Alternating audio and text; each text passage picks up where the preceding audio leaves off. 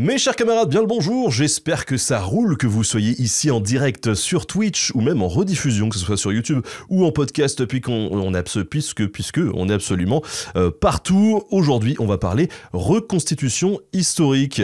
Qu'est-ce que c'est donc la reconstitution historique ? On va recevoir quelqu'un aujourd'hui, à savoir Martin Bostal, qui est docteur en histoire et en archéologie, spécialisé dans l'étude des représentations contemporaines et de la culture matérielle du passé. Donc autant vous dire que c'est un bon profil pour parler de reconstitution historique. Il est un membre associé du CRA-HAM, le Centre de recherche archéologique et historique ancienne et médiévale de l'Université de Caen-Normandie. Il a soutenu une thèse en 2020 intitulée « L'histoire face à l'histoire vivante, expérimentation, médiation et représentation à travers la pratique de la reconstitution historique du Moyen-Âge ».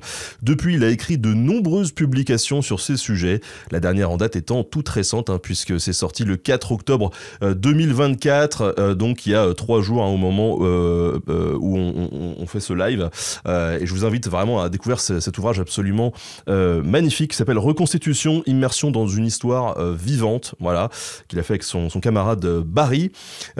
Actuellement, Martin est responsable du développement muséographique du musée de la tapisserie de Bayeux. Ça doit vous dire quelque chose, puisqu'ensemble on a fait un épisode justement, on avait tourné pour mon documentaire télé sur les Vikings, et on avait cette séquence devant la tapisserie de Bayeux qu'on vous a présenté ensemble avec Martin sur la chaîne Nota Bene. Voilà, en tout cas je suis très heureux de le recevoir aujourd'hui. Martin, bonjour. Bonjour Ben. Comment ça va ? Ça va plutôt bien, écoute, merci de me recevoir. Écoute, un grand plaisir pour parler de ce sujet qui, je pense, va intéresser pas mal de monde sur la reconstitution. On sait que c'est un milieu où il y a de tout, de toutes les époques, et de tous les niveaux de sérieux aussi. Et on va pouvoir aborder tout ça, à savoir définir ce qu'est la reconstitution historique, mais aussi quelles sont ses limites. Aussi, je pense que c'est important de pouvoir aborder cette grande question. En tout cas, on a 2 heures ensemble pour en discuter. Voilà. Parfait. Alors déjà, est-ce que tu étais content de cet épisode sur la tapisserie de Bayeux qu'on a fait sur la chaîne ? Ouais, c'était super. Très très chouette de passer par un média comme le tien qui touche énormément de monde pour pouvoir parler de la tapisserie de Bayeux. C'est un objet qui a énormément de publications, mais qui est tellement dense, tellement riche, il y a tellement de choses à en dire, on peut y passer 20 minutes comme on peut y passer 3 heures. Donc c'était vraiment très intéressant. Alors, petite question d'usage avant de rentrer dans les festivités. Comment toi t'en es arrivé à la reconstitution ? Est-ce que c'est quelque chose qui t'intriguait déjà étant gamin ? Pas vraiment, même si moi j'avoue que j'ai un petit aficionado pour tout ce qui est costume, masque, déguisement, les identités un peu alternatives. J'ai fait du théâtre et ainsi de suite, mais vraiment à un niveau personnel. Mais je connaissais pas du tout finalement ce qu'était la reconstitution, et je suis tombé dessus au cours de mon parcours professionnel, parce que j'ai fait des études très classiques, une licence d'histoire, un master d'histoire, et je me suis retrouvé en 2013 à travailler au château de Crèvecoeur en Auge, donc c'est dans le pays d'Auge, en Normandie, dans le Calvados. Et là, j'ai été en charge d'organiser une manifestation de reconstitution historique qui s'appelle les Médiévales de Crèvecoeur, qui est un format très particulier. C'est une semaine de reconstitution, seconde moitié du XVe siècle, sous le règne de Louis XI, avec 70 reconstituteurs qui vivent dans un site de la seconde moitié du XVe siècle pendant une semaine entière. Et en fait, moi, j'avais pas vraiment de d'image de ce qu'était la reconstitution. J'avais un amalgame avec les fêtes médiévales d'un côté, je vais faire grincer les dents quelques-uns aussi, le Puy du Fou de l'autre, mais en fait, toutes ces mises en vie du Moyen-Âge que j'identifiais pas vraiment. Et c'est en travaillant à l'organisation de ça, en rentrant au contact avec les reconstituteurs, que je me suis rendu compte qu'il y avait vraiment un monde à part de gens qui essayaient de mener une activité la plus sérieuse possible dans la restitution du passé, à la fois dans ses dimensions matérielles, parfois immatérielles aussi. Et en cherchant à me documenter sur la question, parce que moi, quand il y a quelque chose qui m'intéresse, j'aime bien essayer d'en savoir plus, me documenter, lire des choses et ainsi de suite. On va dire que c'est un toc professionnel. Je me suis rendu compte qu'il y avait peu de choses qui avaient été écrites là-dessus, qu'il y avait, comme de mon propre point de vue à moi, une espèce d'amalgame sur toutes ces formes vivantes de l'histoire qu'on avait du mal à cerner, ce qui fait qu'on pourra en parler aussi, mais peut-être une certaine forme de défiance entre l'histoire universitaire d'un côté et puis on va dire ce monde un peu alternatif des mises en vie de l'histoire. Et il n'existait vraiment qu'une seule publication sérieuse sur la question, qui est la thèse d'Audrey Tuyon-Desmézy, qui avait été soutenue en 2011, mais qui est une thèse de socio-anthropologie, en fait, sur le monde de l'histoire vivante, qui s'intéressait beaucoup au profit des pratiquants, à leur motivation, et ainsi de suite. Mais rien n'avait été publié sur le fond de la question, c'est-à-dire le rapport des reconstituteurs à l'histoire, comment est-ce qu'ils travaillent, à partir de quoi, combien ils sont, comment est-ce qu'ils définissent leur activité, quelles sont justement, comme on en parlait, les limites, quels sont les liens avec la dimension mémorielle que peut prendre cette pratique. Donc j'ai fait une première exposition dans le cadre de mon activité à Crève-Cœur, et puis de but en blanc, en continuant à m'intéresser à ça, j'ai proposé un sujet de thèse, donc un sujet de doctorat, que j'ai mené pendant 4 ans jusqu'à une soutenance en 2020. Tout en sachant que moi, à la base, je suis donc historien archéologue médiéviste, donc c'est une thèse qui était centrée sur la pratique de la reconstitution médiévale, mais ce qui m'a conduit quand même à m'intéresser à tout ce qui se passait autour et aux autres, on va dire, temporalités qui sont mises en scène dans la reconstitution. Ouais, du coup, on l'a vu, le dernier résultat de ce boulot, c'est ce bouquin, Reconstitution, immersion dans une histoire vivante, que tu as fait avec ton camarade Barry, qui est présent dans le chat, voilà, et qui dit « Je suis là pour surveiller mon co-auteur ». Ouais, en fait, c'est un projet qui est sorti un peu de nulle part. On va dire que c'est vraiment la version grand public d'une grande partie des réflexions que j'ai menées dans ma thèse. C'est venu par la petite porte. En fait, en 2023, on a travaillé déjà ensemble avec Barry pour une exposition et le catalogue d'une exposition au musée de Normandie qui s'appelait Des Vikings et des Normands, imaginaire et représentation. Et moi, on m'avait demandé d'écrire la partie justement sur la reconstitution historique en Normandie, sur la thématique d'un côté viking et de l'autre côté normand. Donc, il faut comprendre là Normandie ducale, hein, le XIe siècle, Guillaume le Conquérant et ainsi de suite, parce que c'est quelque chose de très présent dans la région. Et en fait, j'avais ramené Barry dans le projet en lui demandant si on pouvait utiliser les photos qu'il fait pour illustrer le sujet. Et de but en blanc, l'éditeur, qui est l'édition Ouest France, qui avait déjà édité le catalogue, a contacté Barry parce qu'ils avaient vu son travail pour lui proposer d'éditer un livre autour de tout ce qui peut produire autour de la reconstitution historique. Et là, cette fois, c'est lui qui m'a ramené dans le projet en disant « Ok, on fait ce livre, mais je veux quelqu'un qui s'intéresse au sujet pour avoir un fond sérieux. Pas uniquement faire un beau livre de photos, mais faire un livre à la fois de photos, d'analyse, pour découvrir ce milieu de la reconstitution historique avec un ton globalement positif qui est assumé. On essaye de montrer ce que la pratique a de mieux, mais une dimension critique qui est un peu sous-jacente où on amorce la critique matérielle, immatérielle, mémorielle des différents sujets pour faire une première approche de cette pratique-là. Bien sûr, ensuite, si on veut en savoir plus, il y a des articles universitaires, des thèses et ainsi de suite pour vraiment creuser le sujet. Mais je pense que c'est un bon point d'ancrage, en tout cas, c'est ce qu'on a essayé de faire pour les gens qui connaissent pas du tout la pratique ou pour les passionnés aussi, c'est aussi j'espère pour eux une très belle vitrine. C'est un livre qu'on a fait avant tout pour les passionnés, dont les gens qui sont présents dans le livre, mais aussi tous ceux qui s'intéressent à la reconstitution. C'est important. Parce que ce qu'il faut savoir, c'est que il y a plusieurs livres qui utilisent la reconstitution, mais c'est souvent pour illustrer un sujet, finalement. Et la reconstitution en tant que telle n'a jamais été le sujet d'un livre. Et là, c'est ce qu'on a essayé de faire. Alors, le travail de Barry, il est indépendant du mien. Il n'a pas eu besoin du tout de moi pour commencer ça. Hein. C'est-à-dire que c'est depuis maintenant quelques années, il sillonne vraiment la France et c'est quelqu'un qui s'est formé aux techniques photographiques avec vraiment une volonté de faire des images très très cinéma, mais aussi parfois, on va dire, inspiré par la peinture. Et qui est sans doute un des seuls à s'amuser à aller de manifestation en manifestation, quelle que soit la temporalité, et pas uniquement se concentrer sur le Moyen-Âge et ainsi de suite.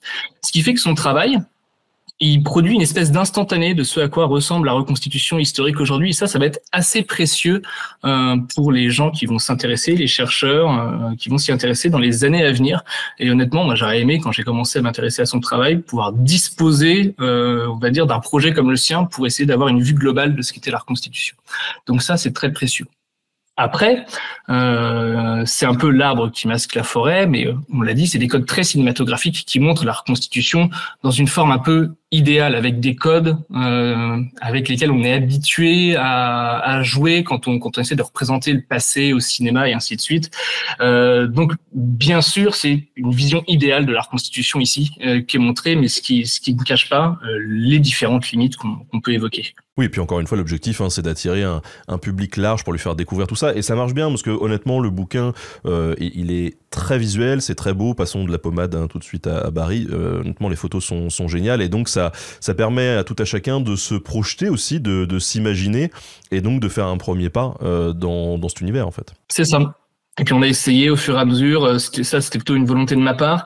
Dans chaque chapitre, il faut savoir qu'on va du Mésolithique jusqu'à la Seconde Guerre mondiale, de montrer, parce qu'on ne peut pas tout montrer, mais de montrer une source qui peut être utilisée par les reconstituteurs, que ce soit une source archéologique, une source écrite, de la source iconographique, et d'en faire une petite analyse pour montrer la diversité des matériaux qui peuvent être interprétés pour ces reconstitutions. Alors ce que je te propose, c'est de commencer à rentrer un peu dans le vif du sujet, et comme d'habitude en début d'émission, on commence par un truc tout bête, à savoir définir de quoi on parle. Donc la grande question, c'est quoi la reconstitution historique? Alors c'est un vaste sujet, et vraiment, et si je te dis ça, c'est pas pour rien, c'est une question qui occupe quasiment 80 pages dans ma thèse. Savoir vraiment comment le définir, parce qu'il n'y a pas de consensus dans le sens où il n'y a pas en France, on va dire, d'institutions qui chapeautent pour dire ça c'est de la reconstitution, ça c'en est pas. Donc c'est par, on va dire, cooptation que des structures, le plus souvent des structures associatives, se font reconnaître comme étant des structures de reconstitution. Et ça, on pourra en reparler ensuite parce que du coup il y a pas mal de structures qui disent faire de la reconstitution et qui, dans les faits, finalement, s'en éloignent un peu. Faire de la reconstitution historique, c'est définir un contexte géographique et chronologique, définir un personnage et essayer de l'incarner le mieux possible dans sa dimension matérielle avec une pratique, on va dire, documentaire basée sur... alors, les reconstituteurs parlent de sources. Au sens historique, on parlerait plutôt de preuves, au sens de Marc Bloch, c'est-à-dire de la preuve archéologique, iconographique, textuelle et ainsi de suite, pour essayer de restituer au mieux cet environnement matériel. Et ensuite de le faire vivre par une mise en action qui se destine soit à un entre-soi plutôt dans une dimension ludique, mais aussi qui se destine à une dimension de transmission. C'est une activité qui trouve vraiment ses lettres de noblesse quand elle se fait un acte de médiation envers le public, avec souvent une volonté qui est très affichée par les reconstituteurs, qui est celle de briser les clichés, c'est-à-dire de montrer une autre vision du passé que celle qu'on pourrait voir dans les médias mainstream, qui est souvent très romancée ou pour le Moyen-Âge teinté de fantastique et ainsi de suite. Donc il y a cette espèce de quête un peu illusoire bien sûr, mais de quête de vérité, de se rapprocher le plus possible de ce qu'était la vie à une époque donnée, et ça passe avant tout par la restitution matérielle. Pour résumer, donc en gros, c'est une pratique que soit tu peux le faire en club très fermé, en mode bon bah voilà, on est 10 et en fait il y a que nous et on s'isole et c'est notre kiff quoi. On essaye de reproduire le plus fidèlement possible, soit on décide effectivement de le partager avec le grand public. Et on voit que en France, il y a, j'ai l'impression quand même beaucoup d'événements où on a des troupes qui sont présentes. C'est ça, ouais.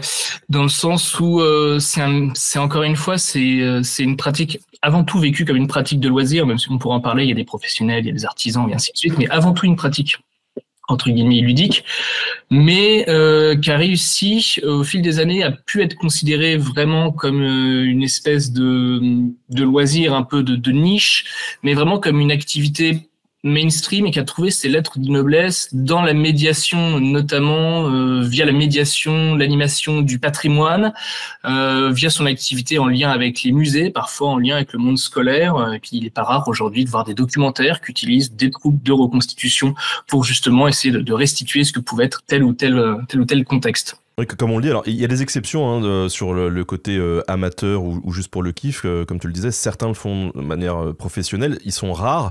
Je pense à Acta par exemple, voilà, qui est une entreprise pour le coup, qui est tenue par Brice Lopez et où ils font de la gladiature, ils font pas mal de choses et ils le font de manière très sérieuse et très documentée, et justement ils mettent leur service ils mettent leurs compétences au service de documentaires ou trucs comme ça quoi. Ouais, effectivement, il y a un petit milieu professionnel qui s'est développé autour. Alors effectivement, il y a les structures qui sont les structures professionnelles de ce type-là. Il y a aussi les gens qui sont plutôt à leur compte sous un format intermittence du spectacle, mais qui sont vraiment spécialisés dans des prestations un peu plus poussées, notamment en termes d'incarnation des personnages quand on demande quelque chose un peu plus tourné vers l'immatériel. Et puis il y a un domaine en France qui est absolument important, c'est l'artisanat autour des questions de reconstitution historique, parce qu'il y a pas mal de reconstituteurs qui se sont spécialisés dans la création d'objets anciens jusqu'à finalement en faire leur activité professionnelle. C'est le cas de batteurs d'armure, c'est le cas de personnes qui travaillent le bois, personnes qui travaillent la poterie, de personnes qui travaillent sur le costume et ainsi de suite. Donc il y a un petit milieu et qu'on peut assez facilement observer sur des manifestations comme le marché de l'histoire. Et il y a quelques stars aussi assez étonnantes. Je pense à Adriano Augusto Valerio Bello, qui fait l'empereur Adrien dans beaucoup d'événements. Et moi, je l'ai sur Facebook à titre privé, et je vois qu'il poste tout le temps des photos. Enfin, je veux dire, le gars est vraiment tout le temps en représentation. C'est assez hallucinant. Ouais, c'est ça. Il y a des gens qui se sont fait une spécialité parce qu'ils y ont mis les moyens vraiment à incarner une certaine forme de figure historique.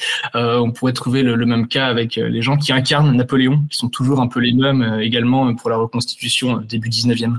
On nous demande quelle est la différence du coup entre reconstitution historique et jeu de rôle grandeur nature. Voilà, forcément. C'est une bonne question, et il y a des liens forcément entre le grandeur nature, qu'on appelle aussi le GN, et la reconstitution. Alors le GN, on a toujours plutôt une dimension un peu plus libre des différents lores qui sont restitués. Quand je parle de lore, si c'est un concept qui est pas forcément compréhensible, je parle de contexte global. Par exemple, le lore du Seigneur des Anneaux ou le lore de la Guerre des Étoiles, ce sont l'ensemble des règles, des codes visuels qui définissent un univers qui a sa propre histoire et ainsi de suite. Et c'est vrai que souvent on a tendance à croire à penser que le GN s'inscrit davantage dans des modes imaginaire, mais c'est vrai qu'il y a une certaine forme de lien aussi avec la reconstitution, même si parfois les codes sont un peu plus libres dans le GN, et que le GN va avoir plus tendance à pousser à l'incarnation de personnages également dans leur dimension immatérielle, c'est-à-dire de vraiment jouer un jeu et d'incarner le personnage pendant la durée du GN, ce qui n'est pas forcément le cas dans la reconstitution historique. Ça existe dans des manifestations très particulières où on demande à des personnes d'agir comme s'ils étaient un personnage du 15e siècle, du 19e siècle, et ainsi de suite, mais parfois, l'incarnation de personnage, dans le cadre de la reconstitution, elle s'arrête uniquement à une incarnation matérielle. Si vous allez discuter avec la personne, elle va pas essayer d'interagir avec vous comme une personne du passé, mais comme un médiateur contemporain, ce qui permet d'expliquer, voilà, je porte tel habit, j'utilise tel objet et j'ai utilisé telle source, et d'avoir justement, on va dire, cette petite dimension de médiation qui va avec, qui est parfois plus difficilement atteignable quand il y a vraiment une incarnation du rôle où en fait on ne peut pas trop briser certaines barrières. Oui, bah finalement c'est un peu comme le théâtre, quoi, où il y a un public qui reçoit, il y a quelqu'un qui donne. Bon, là, dans un objectif de médiation, on essaye qu'il y ait un échange et de briser cet espace entre les deux, quoi. Exactement. Tu l'as déjà un peu évoqué, mais quelles sont les raisons ou les motivations qui peuvent pousser quelqu'un à faire de la reconstitution? Elles sont très diverses, et c'est quelque chose qu'à la fois Audrey Toyon-de-Mézy avait étudié dans sa thèse et que j'ai repris également dans la mienne pour qu'on puisse comparer nos données. C'est très divers. Pour une grande partie, on va dire, des reconstituteurs, c'est avant tout la dimension purement ludique. Bien sûr, c'est des gens qui ont un attrait pour l'histoire, mais c'est une activité qui est une activité de loisir. Il y a des gens qui font du foot, il y a des gens qui font du modélisme, et là, il y a des gens qui font de la reconstitution historique. Et parfois, ça ne va pas chercher plus loin. Pour d'autres, il y a une dimension personnelle un peu plus, on va dire, un peu plus marquante en termes de recherche, de ce qu'on pourrait appeler, sans faire trop de philosophie, mais de ce qu'Heidegger appellerait de l'être au monde, c'est-à-dire le moyen de trouver quelque chose qui permet d'exister et qui définit son identité même. Et ça peut être lié à la notion d'ancêtre, à la notion de culture, à la notion de mémoire également. Moi, j'ai trouvé des reconstituteurs que j'ai interrogés dans le cadre de ma thèse, qui reconstituent tel contexte parce que ils ont tel ancêtre, réel ou parfois un peu fantasmé, mais qu'ils affilient à tel contexte. Et voilà, il y a la volonté de se plonger dans la vie des ancêtres. Et puis, aussi, il faut pas se leurrer là-dessus, il y a aussi, pour certains, même si c'est assez minoritaire en France, une dimension identitaire un peu plus marquée, liée à certains contextes anciens. Oui, en tout cas, cette volonté d'entretien de la mémoire ou de filiation via un ancêtre, moi je l'ai beaucoup rencontré sur tout ce qui est Première, Seconde Guerre mondiale, où là forcément on a des proches, c'était il y a pas si longtemps, qu'on a pu connaître, qui ont participé à ces conflits, et donc il y a une volonté de comprendre d'une part, mais aussi de rendre hommage. Oui, exactement. Il y a une dimension mémorielle qui est très marquée, qui est plus marquée, c'est assez évident dans les contextes de reconstitution qui sont proches de nous, mais avec des transitions qui commencent à s'opérer aujourd'hui, qui sont vraiment intéressantes. On prend le cas de la reconstitution Seconde Guerre mondiale. On est en ce moment vraiment, et là je parle plus largement que le thème qui nous intéresse, dans une transition entre ce qu'on appelle de la mémoire directe, où on est vraiment dans la filiation, soit d'une figure qui y a participé, via la présence de témoins qui sont encore vivants, et on est en train de transitionner vers ce qu'on appellerait plutôt de la mémoire symbolique, quand quelque chose fait partie d'un champ mémoriel qui a disparu de la mémoire immédiate. Et justement, ça permet certaines réinterprétations pour le meilleur ou pour le pire. Parfois, ça va plutôt vers la ludicisation. Et ça s'est très bien vu là dans le cadre du 80e anniversaire du débarquement de Normandie, qui a été célébré en grande pompe dans la région où j'habite, où il y a cette forme de Seconde Guerre mondiale qui est finalement plus tant perçu que ça comme un événement historique, mais parfois aussi comme un événement un peu nostalgique parfois. Tu vois, et là on est vraiment dans cette transition entre la mémoire symbolique et la mémoire directe. Alors d'ailleurs, on a abordé ces différentes phases de digestion et d'interprétation de l'histoire il n'y a pas très longtemps dans un live avec Christian Ingrao. Donc si ça vous dit, au moment où vous écoutez cette émission, ça sera déjà disponible soit sur YouTube, soit en podcast en rediffusion. Et honnêtement, ça vaut son pesant de cacahuètes. Alors je vous invite à aller l'écouter. Depuis tout à l'heure, on parle de reconstitution historique, mais il y a aussi d'autres termes qu'on peut employer et que moi j'entends régulièrement, comme l'évocation historique, ou tu l'as dit toi-même, l'histoire vivante. On a même de l'archéologie expérimentale. Du coup, c'est quoi la différence entre tous ces termes ? C'est excessivement compliqué, il va falloir qu'on les prenne un par un. Désolé, ça va faire un peu démonstration. L'évocation historique, grosso modo, c'est un terme qui est souvent utilisé pour définir ce qui n'est pas de la reconstitution, c'est-à-dire de la mise en vie d'un contexte passé, mais qui ne poursuit pas les mêmes principes que la reconstitution, en tout cas qui ne les pousse pas jusqu'au bout. Du coup, il y a parfois soit quelque chose d'un peu péjoratif, dans le sens où des troupes de reconstitution vont dire « Ah bah tiens, un tel, non, ce qu'il fait, c'est quand même plutôt de l'évocation ». C'est un peu de la mauvaise reconstitution, quoi. Ouais, voilà, c'est ça, on va le dire gentiment. Mais aussi, il y a un phénomène de backlash où il y a des associations qui ne veulent pas finalement rentrer dans le milieu de la reconstitution parce qu'ils estiment que c'est trop, on va dire, pas trop sérieux, mais trop poussé, trop inatteignable, et qui se définissent elles-mêmes comme étant des troupes plutôt d'évocation, pour s'affranchir un peu de certains principes. Donc il y a un entre-deux. Et si on veut être un peu provocateur, on dira qu'on est tous un peu l'évocateur de quelqu'un. Quand on fait ce genre de choses, sachant qu'en fait, finalement, d'un point de vue global, la reconstitution en tant que telle, quand bien même elle est extrêmement poussée, ne reste toujours qu'une forme d'évocation du passé, quand on considère l'ensemble de ses limites matérielles, immatérielles et ainsi de suite. Bon, ça c'est compliqué. L'histoire vivante, c'est un autre débat, et en fait ça vient vraiment du langage qui est utilisé, des termes anglo-saxons qui ont été utilisés pour définir la pratique. Faut penser que la reconstitution, elle est née dans sa forme actuelle en Angleterre à la fin des années 60, au début des années 70, mais là-bas, ça s'appelle du historical reenactment. Et le reenactment, c'est vraiment basé sur le fait de reproduire un événement particulier, c'est-à-dire une bataille et ainsi de suite. Reenact, c'est refaire, mais refaire vraiment un événement. Ça n'a pas le sens de reconstitution comme en France, où on pourrait reconstituer un événement, mais aussi on parle de reconstitution pour les objets. En anglais, on parle de reenactment et de reconstruction quand on parle d'un objet. Et donc, autour de ça, est né un concept en Angleterre qui s'appelle le living history, qui est plutôt quand on fait de la reconstitution, mais qu'on s'attache pas à un événement à part entière, mais plutôt à un contexte. Voilà. Si je fais une bataille, je fais du reenactment. Si j'évoque la vie au XVe siècle, je fais du living history. Sauf que, en France, quand le concept est arrivé, qu'il a été traduit par histoire vivante, il n'a pas forcément eu le même sens. Et du coup, on nage dans une espèce de flou où l'histoire vivante est utilisée par certains comme synonyme de la reconstitution historique, par d'autres pour définir justement, comme dans le milieu anglo-saxon, plutôt du quotidien. Voilà, on fait de la reconstitution de bataille et de l'histoire vivante, c'est du quotidien. Pour certains, c'est plutôt un niveau supérieur de reconstitution. Voilà, ça va au-delà. C'est l'histoire vivante, c'est quand on s'intéresse justement à l'immatériel dans l'incarnation des personnages. Pour d'autres, c'est plutôt la définition qu'avait proposée Audrey Toyon de Mézy. L'histoire vivante, ça serait un champ d'action globale qu'engloberait toutes les activités qui mettent en vie l'histoire, c'est-à-dire la reconstitution, mais aussi l'évocation, une partie du GN, mais également les activités sportives telles que les AMHE, le BEOUR, tout ça, ça serait une grande sphère autour de la mise en vie de l'histoire. Et il n'y a absolument aucun consensus sur ce terme. Il est utilisé dans tous les sens par les reconstituteurs et c'est une des conclusions de ma thèse de dire que finalement, voilà toutes les définitions qu'on peut prêter à l'histoire vivante, mais que finalement, on ne peut pas se décider pour une seule parce que personne ne sera d'accord.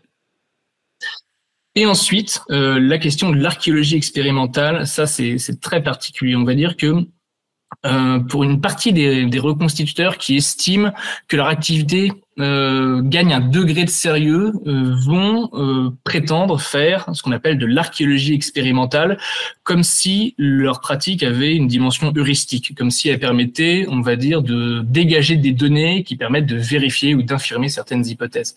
Et là, il y a vraiment un glissement sémantique parce que l'archéologie expérimentale, en termes de démarche scientifique, c'est vraiment une discipline où on répète un protocole qui est destiné à essayer de vérifier une chaîne opératoire, on enregistre les données, on infirme des hypothèses et ainsi de suite. C'est quelque chose qui n'est pas fait ou très rarement fait dans le cadre de la reconstitution historique. On aurait plutôt tendance à parler, c'est Peter Reynolds qui avait proposé cette distinction, à parler d'expérientiation dans le cadre de la reconstitution. C'est-à-dire que on fait l'expérience de quelque chose. Je fais l'expérience de porter une armure inspirée des armures du XVe siècle. Je fais l'expérience de faire une recette inspirée du ménagier de Paris. Mais est-ce que ça a une valeur scientifique ou est-ce que ça a uniquement une valeur expérientielle personnelle? Voilà, on est entre les deux.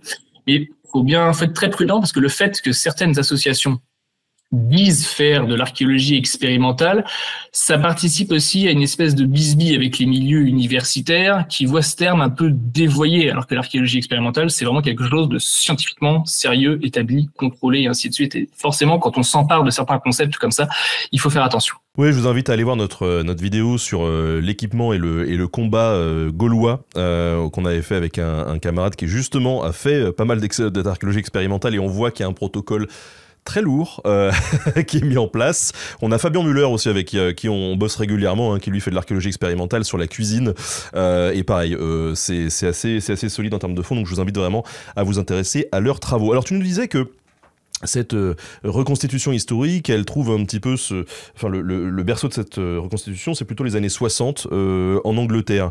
Avant ça, il n'y avait pas de reconstite. C'est-à-dire que on peut pas imaginer qu'il y a 2 siècles, 3 siècles, ils essayaient de reproduire, par exemple, j'en sais rien, des tenues d'empereurs romains, des choses comme ça. Alors, on peut même remonter plus loin, si tu veux, parce que la volonté de représenter des contextes passés, c'est quelque chose qu'on connaît au moins depuis l'Empire romain. Il faut penser aux jeux du cirque. Les jeux du cirque, que souvent, et puis la plus connue, c'est la nomachie d'Auguste en l'an 2 après Jésus-Christ, où on évoque la bataille de Salamine. On a tendance à dire, voilà, tel groupe de personnages, vous incarnez telle ethnie, et puis tel autre, vous incarnez la légion romaine, et hop, ils se battent, et c'est une manière de célébrer le triomphe de l'armée romaine. Donc il y a déjà la volonté d'évoquer le passé, mais il n'y a pas du tout, à part peut-être pour certains signes distinctifs, il n'y a pas du tout la volonté de reconstituer une partie du matériel. Et puis on peut progresser dans le temps comme ça. Par exemple, en 1518, à Amboise, François Ier fait organiser déjà une reconstitution de la bataille de Marignan qui a eu lieu 3 ans plus tôt. Le but étant encore une fois de célébrer la victoire du roi de France en Italie. C'est assez particulier. On en connaît des exemples et ainsi de suite au cours du 19e siècle, comme le tournoi d'Eglinton en 1839, qui est un tournoi qui avait été organisé vraiment en pleine Angleterre romantique, dans le château d'un lord en Écosse, où différents chevaliers s'affrontaient dans des épisodes qui étaient inspirés du roman Ivanhoe de Walter Scott. Vraiment plein romantisme. Et puis des fois des choses très particulière, plutôt outre-Atlantique. Je pense à ce qu'on appelle la Great Reunion en 1913, qui était pour la célébration des 50 ans de la bataille de Gettysburg, donc bataille de la guerre de sécession, où il y a plusieurs milliers de vétérans des 2 camps qui sont venus rejouer une partie de la bataille auquel ils ont participé 50 ans plus tôt. Et là, il y a ce que les chercheurs américains ont appelé plutôt une dimension cathartique, la volonté de réconcilier, de soigner les blessures du passé. Mais c'est quand même extrêmement particulier. Imaginez s'il y a quelques années, on avait demandé au GI du D-Day de venir reproduire le débarquement face à des vétérans de la Wehrmacht. Ça a été, mémoriellement, c'est très complexe. Voilà. Bien sûr, après, il y a des célébrations à la fin du 19e, début du 20e siècle, les fêtes joanniques, avec autour du personnage de Jeanne d'Arc, où il y a une part d'évocation du passé avec des figurants en costume et plutôt de la mémoire un peu institutionnalisée. Mais la reconstitution vraiment telle qu'elle existe aujourd'hui en tant que pratique de loisirs est née vraiment à la fin des années 60, début des années 70 en Angleterre, et vient par un biais assez inattendu, c'est que les premiers reenactors, c'est des gens qui faisaient du tabletop, c'est-à-dire du jeu de figurines, les ancêtres de Warhammer ou de Chainmail et ainsi de suite, et qui se sont dit, tiens, et si on essayait de faire ça, mais pour de vrai, plutôt que de peindre des figurines, si on se faisait des équipements et si on allait les tester sur le champ de bataille.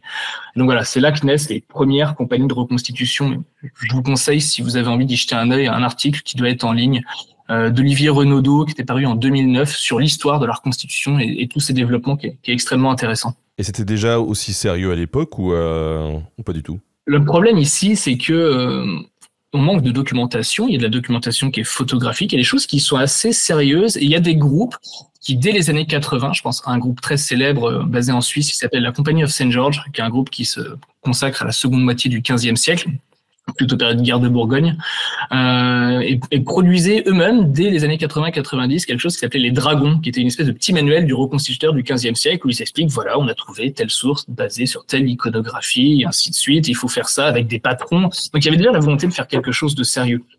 Après, ce qui est sûr, c'est qu'il y a eu une accélération de la pratique dans les années 90-2000, assez incroyable, et que c'est extrêmement lié à la pratique à la révolution du web 2.0, le fait que tout soit de plus en plus accessible, le phénomène des forums sur Internet qui a été vraiment un lieu de développement, d'échange, de bataille, de joute verbale aussi entre différents pratiquants de la reconstitution, d'échange de sources, de mise à disposition, tout ça, ça contribue à faire évoluer la pratique dans le bon sens. En tout cas, dans le bon sens, quand on considère l'historicité de ce qui peut être fait, de ce qui peut être réalisé. Et alors, tu nous parles de reconstitution. On a parlé en premier plutôt de bataille, par exemple, ou de soldats. Quels domaines sont les plus représentés en reconstitution? C'est-à-dire qu'il y a de l'histoire militaire, il y a de la vie quotidienne, est-ce qu'il y a des trucs qui sont plus compliqués, voire impossibles, même à reconstituer? Ouais. Alors, de manière assez évidente, ce qui est le plus représenté dans la reconstitution, c'est effectivement la pratique guerrière. Quelle que soit l'époque considérée, c'est avant tout la dimension guerrière, que ça aille de la Légion romaine jusqu'à la Seconde Guerre mondiale. La vie civile a toujours tendance, malheureusement, à se greffer un petit peu sur ces activités militaires pour donner du contexte, mais sans toujours, alors il y a des cas à part, mais sans être vraiment le sujet de la reconstitution en soi. Et là, il y a un double phénomène. Il faut considérer d'une part que il y a l'attrait des reconstituteurs eux-mêmes, voilà.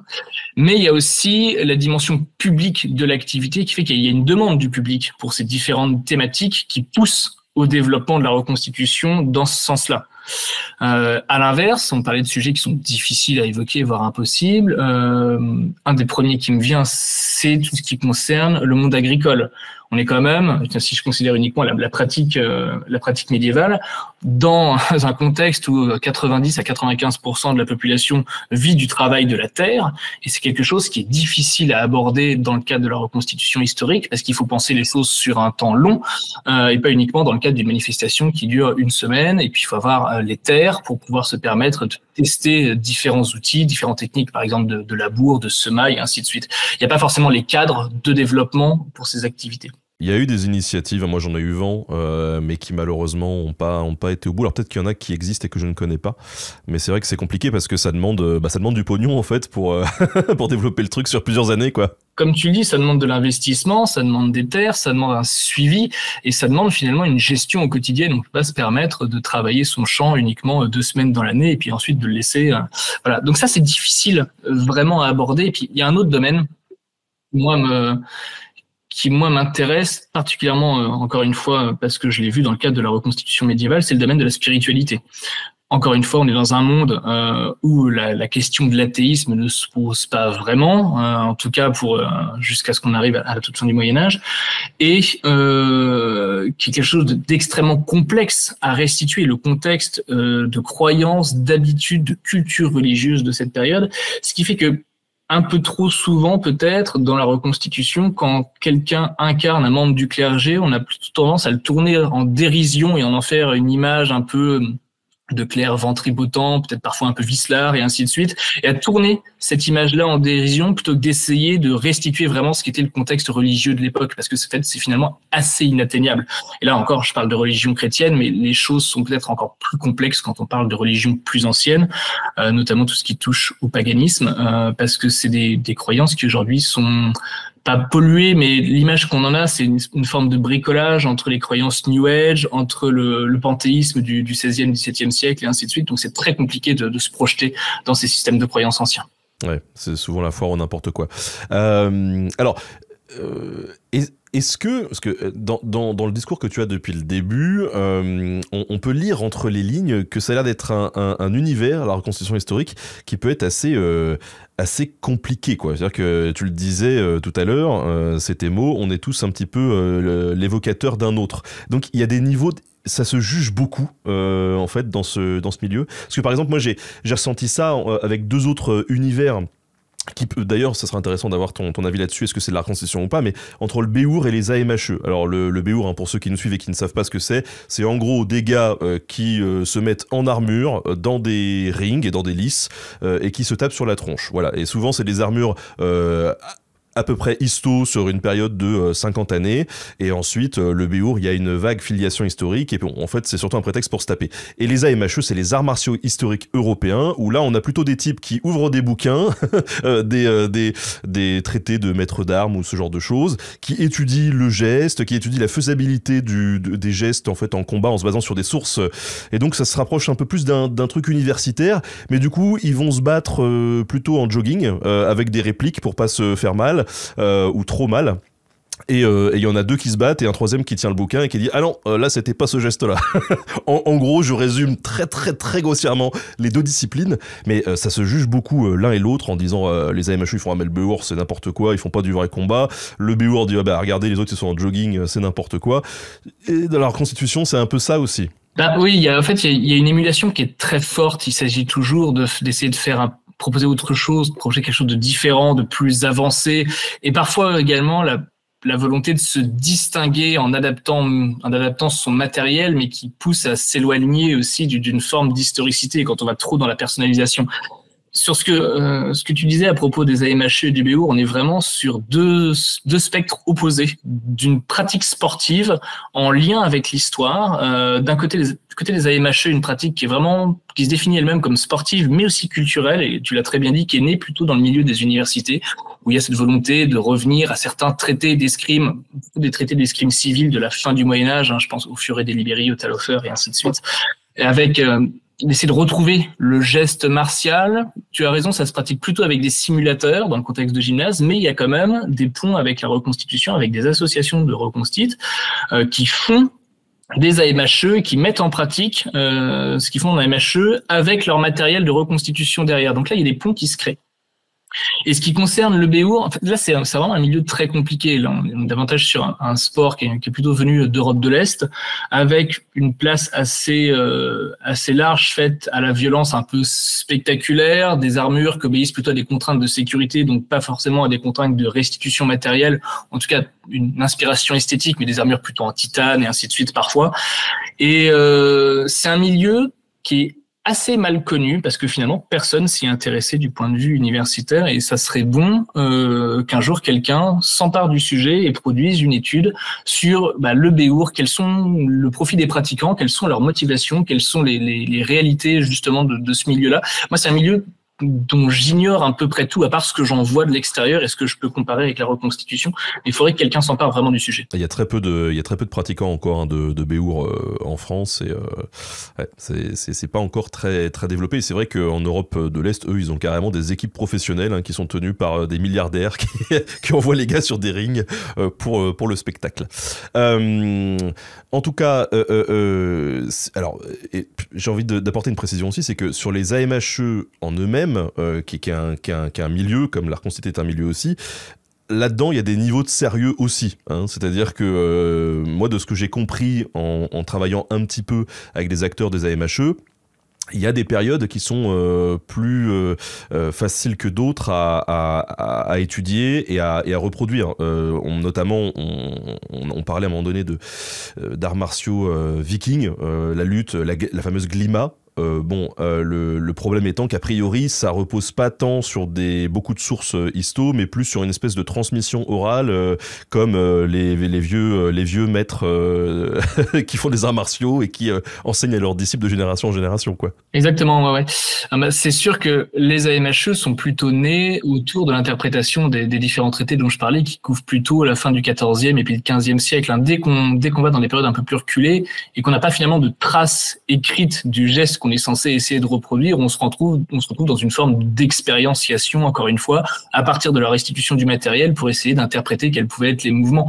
Mais c'est évident qu'on perd en démarche culturelle et on essaie de retrouver ça par l'interprétation, mais quand il n'y a pas la source, c'est quand même compliqué. Justement, en fait, en lien direct avec cette question, on peut se poser une question plus large. Est-ce que la reconstitution, elle couvre toutes les périodes et toutes les zones géographiques? Toutes les périodes, oui, quand on parle de grandes périodes, le grand découpage périodique avec lequel on saucissonne un peu l'histoire. Après, bien sûr, il y a des périodes qui sont bien plus représentées que d'autres. En ce qui concerne la France, il y a 56% des associations déclarées qui se focalisent sur le Moyen-Âge. On est vraiment sur un ancrage très médiéval et 30% sur le contemporain, ce qui comprend à la fois le début du 19e siècle avec le Premier Empire et la Première et surtout la Deuxième Guerre mondiale.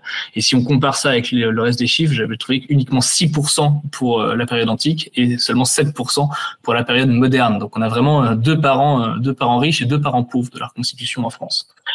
En ce qui concerne ensuite toutes les aires géographiques, en France, il y a vraiment, c'est intéressant, des périodes qui sont plus reconstituées dans certaines régions. On parlait du XIe siècle tout à l'heure. C'est assez évident que la plupart des reconstituteurs du XIe siècle en France se concentrent plutôt sur la région Normandie. Ça alors, étonnant. Parce que forcément, il y a un ancrage historique assez fort autour de la conquête de l'Angleterre par Guillaume le Conquérant sur cette période. Et à l'inverse, on trouve plus d'associations qui font du XIIIe siècle dans le sud de la France. Voilà. Plus d'associations qui font du XVe siècle dans le nord de la France, forcément, c'est la guerre de 100 ans, et ainsi de suite. Alors, encore une fois, quand je parle de Moyen-Âge, il y a aussi des parents riches et des parents pauvres. Il y a beaucoup de 14-15e, beaucoup de 10-11e, notamment par le biais du phénomène viking. Mais par contre, ce qui concerne le haut Moyen-Âge, mérovingien, carolingien, ça reste encore aujourd'hui très confidentiel, même s'il y a, à mon sens, des très belles choses qu'on peut voir, par exemple, à Marle. Alors, on dit toutes les périodes, mais ça s'arrête quand? Parce qu'en fait, par exemple, dans ton bouquin, on voit que la limite, c'est la Seconde Guerre mondiale, quoi. Après, il y en a pas, ou alors on considère que c'est pas encore de l'histoire, donc on fait pas de reconstitution? Ou... Il y en a, dans le sens où moi je connais l'existence d'associations qui s'intéressent par exemple à la guerre du Vietnam, voilà, ou à la guerre d'Algérie. Voilà, avec des dimensions, encore une fois, on parlait de mémoire symbolique et de mémoire immédiate tout à l'heure, là il y a quand même un impact très très fort. En ce qui concerne la guerre d'Algérie, il y a une dimension politique également qui est liée à ça, mais dont je me garderai bien de faire l'interprétation parce que forcément c'est pas mon domaine d'expertise quand on s'éloigne un peu trop du Moyen-Âge. Oui, alors aujourd'hui on peut dire que la reconstitution, alors tu le disais, c'est quand même plus flou à définir que dans le milieu anglo-saxon, mais elle s'est plutôt bien installée en France? Oui, c'est quand même quelque chose de très bien installé et surtout, comme je le disais tout à l'heure, qui a réussi à devenir un loisir démocratisé et puis uniquement un milieu de parias comme ça aurait pu être considéré à un moment. Ces types qui l'insulte suprême pour les reconstituteurs, c'est le déguisement. Ces types qui se déguisent le week-end et ainsi de suite. Forcément, en reconstitution, on parle de costumes ou pour des périodes plus récentes, on parle d'uniforme. Voilà, ce qui montre bien aussi le lien avec la dimension militaire. Alors, ce que je te propose, c'est justement peut-être de dresser un panorama de ce qu'est la représentation en France aujourd'hui. Alors, combien il y a de gens qui font aujourd'hui de la reconstite? Tout ce qui concerne les chiffres, c'est assez complexe, encore une fois. Je vous dis ça pour chaque question, à chaque fois que je vous dis que c'est complexe. Ensuite, j'essaie de vous donner une ébauche de réponse. Dans le sens où on est forcé de faire de l'analyse statistique parce que, comme je l'ai dit au tout début de l'entretien, il n'y a pas de structure qui chapeaute l'intégralité de ces associations ou il n'y a pas de fédération ni quoi que ce soit. Il y a eu des essais, mais c'est des choses qui ne font pas consensus, encore une fois. Donc, j'avais opéré un recensement dans le cadre de ma thèse de toutes les associations déclarées, légalement déclarées, donc qui sont forcées de poser une déclaration d'association, et on peut remonter jusqu'à 1996 parce que c'est là que s'arrêtent les fichiers informatisés. Et depuis 1996 jusqu'en 2020, j'avais compté 1200 déclarations d'associations. Alors, 1200 déclarations d'associations, ça ne veut pas dire qu'il y a 1200 associations actives en France aujourd'hui. Déjà parce qu'il y a une partie de ces associations qui finalement n'existent plus ou qui ont été déclarées mais qui n'ont jamais eu d'activité. Et pour ce qui m'intéresse, pour le Moyen-Âge, j'avais compté 684 associations du Moyen-Âge référencées, mais en creusant un petit peu, j'avais arrêté le chiffre de 470 associations actives. Donc il y a quand même une perte de 30% entre les déclarations d'un côté et celles qui ont une vraie activité.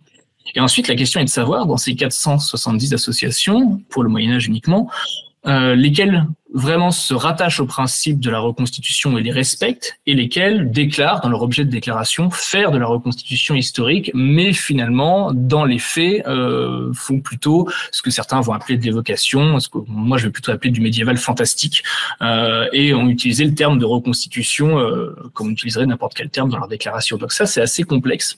Et si on fait une moyenne, dans la statistique, en prenant les associations dont on connaît le nombre de membres, on arrive à entre 12 000 et 16 000 pratiquants en France, à peu près, toutes périodes confondues. C'est à la fois beaucoup et de niche, quoi. Oui, exactement. Mais répartis sur l'intégralité du territoire. Ça, c'est intéressant et comme je le dis tout à l'heure, avec quand on s'amuse à faire bouger le curseur pour voir quel type d'association et où on a vraiment apparaît une forme de spécialisation mémorielle des territoires. Quel territoire s'intéresse à telle thématique? Alors on voit qu'en fonction des périodes, la reconstitution, c'est un loisir qui peut coûter relativement cher. Ça, en l'occurrence, on peut pas leur enlever aux gens qui font du béour. Ils ont beaucoup de frais pour l'entretien de leur armure, je tiens à le préciser. Mais on a quelqu'un dans le chat tout à l'heure qui disait ouais d'accord, mais alors sur la reconstitution, vaut mieux un gars qui a du fric et qui se paye un matos 100% histo mais nickel parce qu'il a mis tout l'argent dedans, mais qui connaît rien finalement vraiment dans le fond au contexte historique et à ce que représentent toutes les pièces de l'armure, ou est-ce qu'il vaut mieux quelqu'un qui a pas de thunes, qui fait du mieux qu'il peut mais qui essaye de consolider ses informations de fond? C'est vrai, c'est une bonne question et encore une fois, là, je donne un point de vue qui est le point de vue de l'historien, qui aurait tendance à dire, voilà, si l'idéal, c'est vraiment la représentation la plus historique possible, entre guillemets, c'est l'objectif qui se donne eux-mêmes, bah, l'idéal, c'est un espèce d'entre-deux. C'est bien d'avoir les moyens, et en même temps, c'est difficile de mettre autant de moyens sans avoir la bonne démarche documentaire derrière pour savoir ce qu'on fait faire, ce qu'on commande, ce qu'on fait soi-même, et ainsi de suite. Et l'intérêt, entre guillemets, des gens qu'on peu de moyens, mais qui se lancent quand même dans la reconstitution, c'est que souvent ils développent des circuits un peu alternatifs, ils s'ouvrent à ce qu'on appellerait du do-it-yourself, c'est-à-dire l'idée de refaire le plus de choses soi-même, ce qui les pousse à se documenter sur des techniques de confection anciennes. Je pense notamment à la couture, qui est quand même relativement accessible. Bon, bien sûr, il y a des choses qui sont plus complexes. On peut pas demander à tout à chacun d'être à la fois forgeron, batteur d'armure, pour un potier et ainsi de suite. Donc il y a forcément des circuits économiques qui sont liés à ça.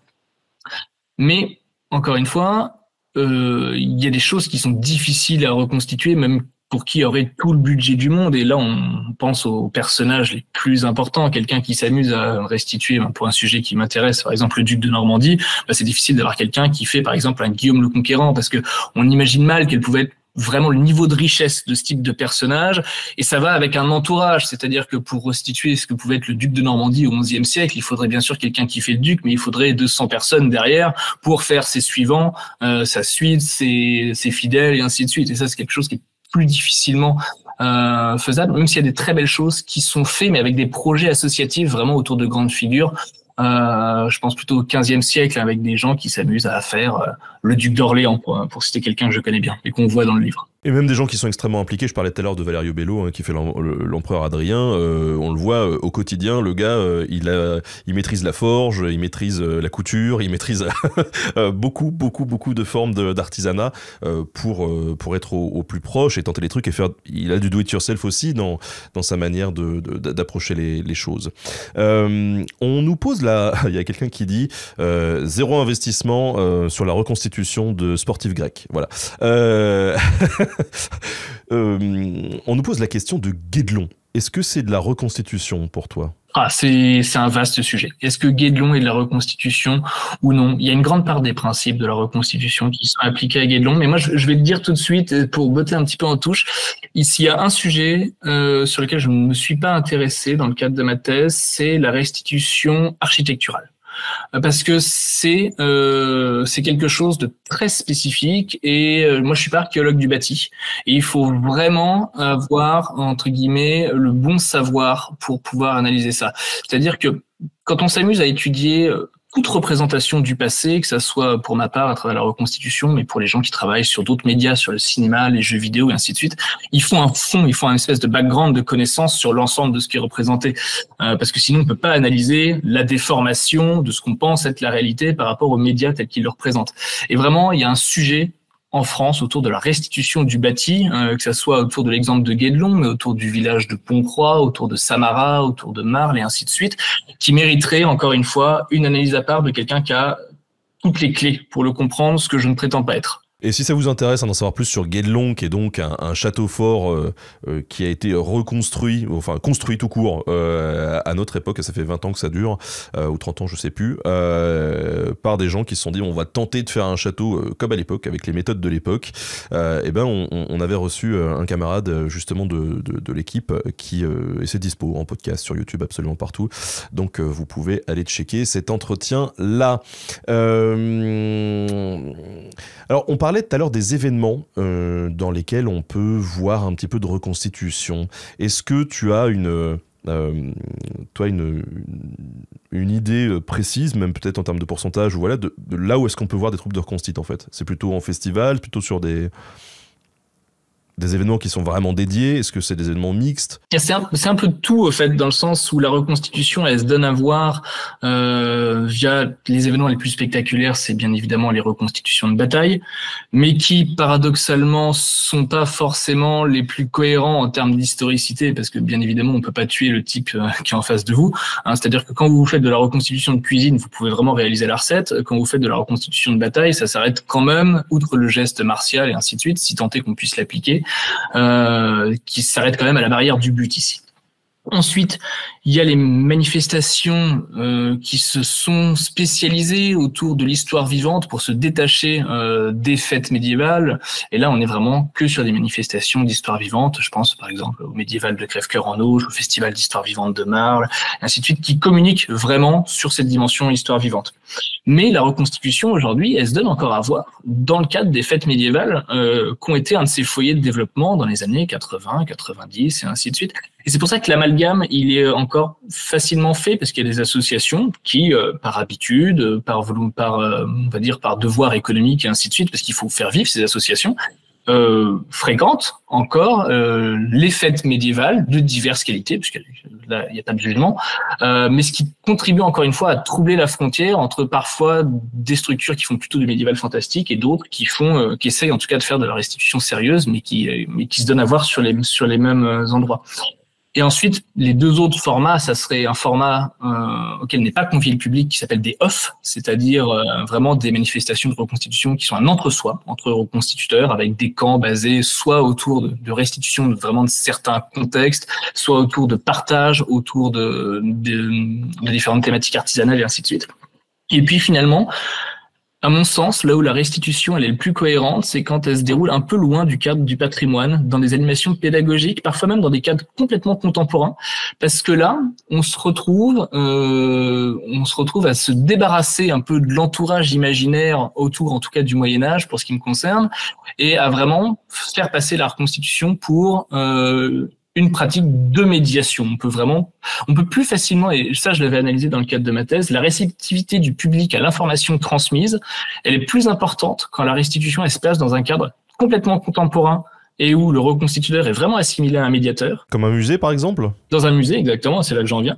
Et elle est différente, elle est plus faible quand on est dans un cadre davantage lié à l'animation du patrimoine, où le public a néanmoins une forme d'attente autour d'une mise en spectacle du Moyen-Âge, ou en tout cas une mise en spectacle du passé. Oui, on l'a vu, c'est toujours délicat dans le cadre de grands spectacles dont on a cité le nom tout à l'heure. C'est toujours compliqué parce qu'on a plein de gens qui sont très investis, des travails des fois qui sont absolument formidables et en même temps qui parfois aussi peuvent être totalement pas délirants, mais en tout cas les deux se côtoient quoi. C'est des univers qui sont très poreux. C'est ça. Par exemple, je donne un seul exemple parmi tous ceux que j'ai dans ma banette.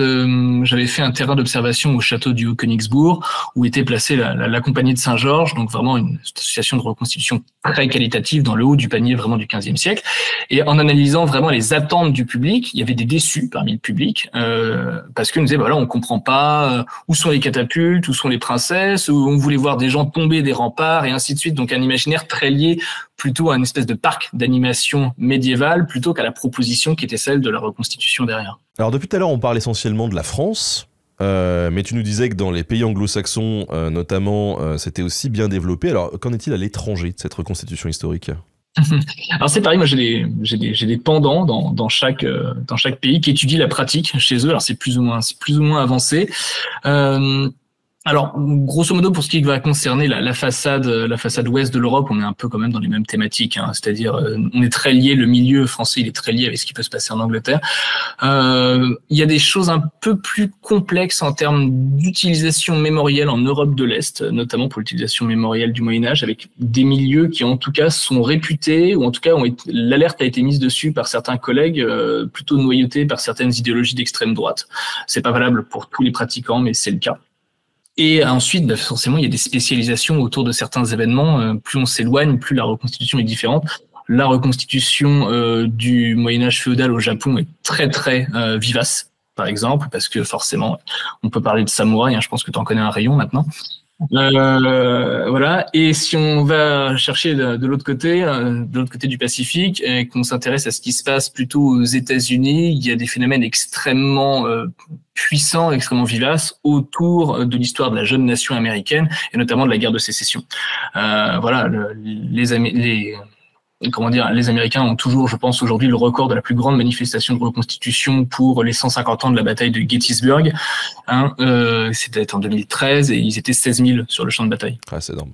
Mais ce qui est intéressant, c'est que il y a quand même alors, est-ce qu'on peut appeler ça de la reconstitution à travers le festival des Medieval and Renaissance Fair, les foires médiévales et Renaissance aux États-Unis, où il y a justement l'évocation d'un passé médiéval et qui n'est pas le passé du pays, mais qui est quand même le passé de la population qui vient d'Europe, mais avec souvent une espèce d'amalgame où on trouve quand même pas mal d'héroïque fantasy qui se mêle aux représentations historiques. Mais alors, en t'entendant, on a l'impression, et en même temps ça serait plutôt logique, que la reconstitution, c'est un peu l'apanage des pays riches, quoi. Parce que forcément, on se dit que dans les pays plus pauvres, ils ont ni le temps ni les thunes à consacrer à ça, quoi. C'est quand même un loisir qui demande un investissement effectivement de temps, un investissement d'argent, entre guillemets, oui. Donc Amérique du Sud, il y a quand même ou pas ? Alors en Amérique du Sud, oui, mais si je me rappelle bien, plutôt lié encore une fois à des célébrations soit religieuses, soit des célébrations plutôt organisées, institutionnalisées. Mais je suis pas sûr que le milieu associatif tel qu'il existe en Europe de l'Ouest soit très présent. Encore une fois, ça demanderait une étude plus poussée faite par un spécialiste local. Et des fois, alors j'y pense comme ça, hein, c'est des trucs qu'on n'a vraiment pas préparés, mais est-ce que cette reconstitution, elle peut on l'a dit tout à l'heure, elle peut se heurter dans un passé très récent à des conflits. On imaginait mal cette reconstitution de Omaha Beach, clairement. Mais typiquement au Canada, aux États-Unis, est-ce qu'il y a de la reconstite Première Nation ou en Australie, est-ce qu'il y a de la reconstite des aborigènes ? Alors pour ce qui est de l'Australie, je pourrais pas te répondre. Effectivement, ça m'aurait s'y intéressé. Et pour ce qui est plutôt des natifs, oui, effectivement, il y a de la restitution natif en Amérique ou au Canada, effectivement. Oui. Mais avec des degrés assez divers, parce que ça pose la question de savoir si cette restitution elle est faite par des personnes, on va dire d'origine native ou pas.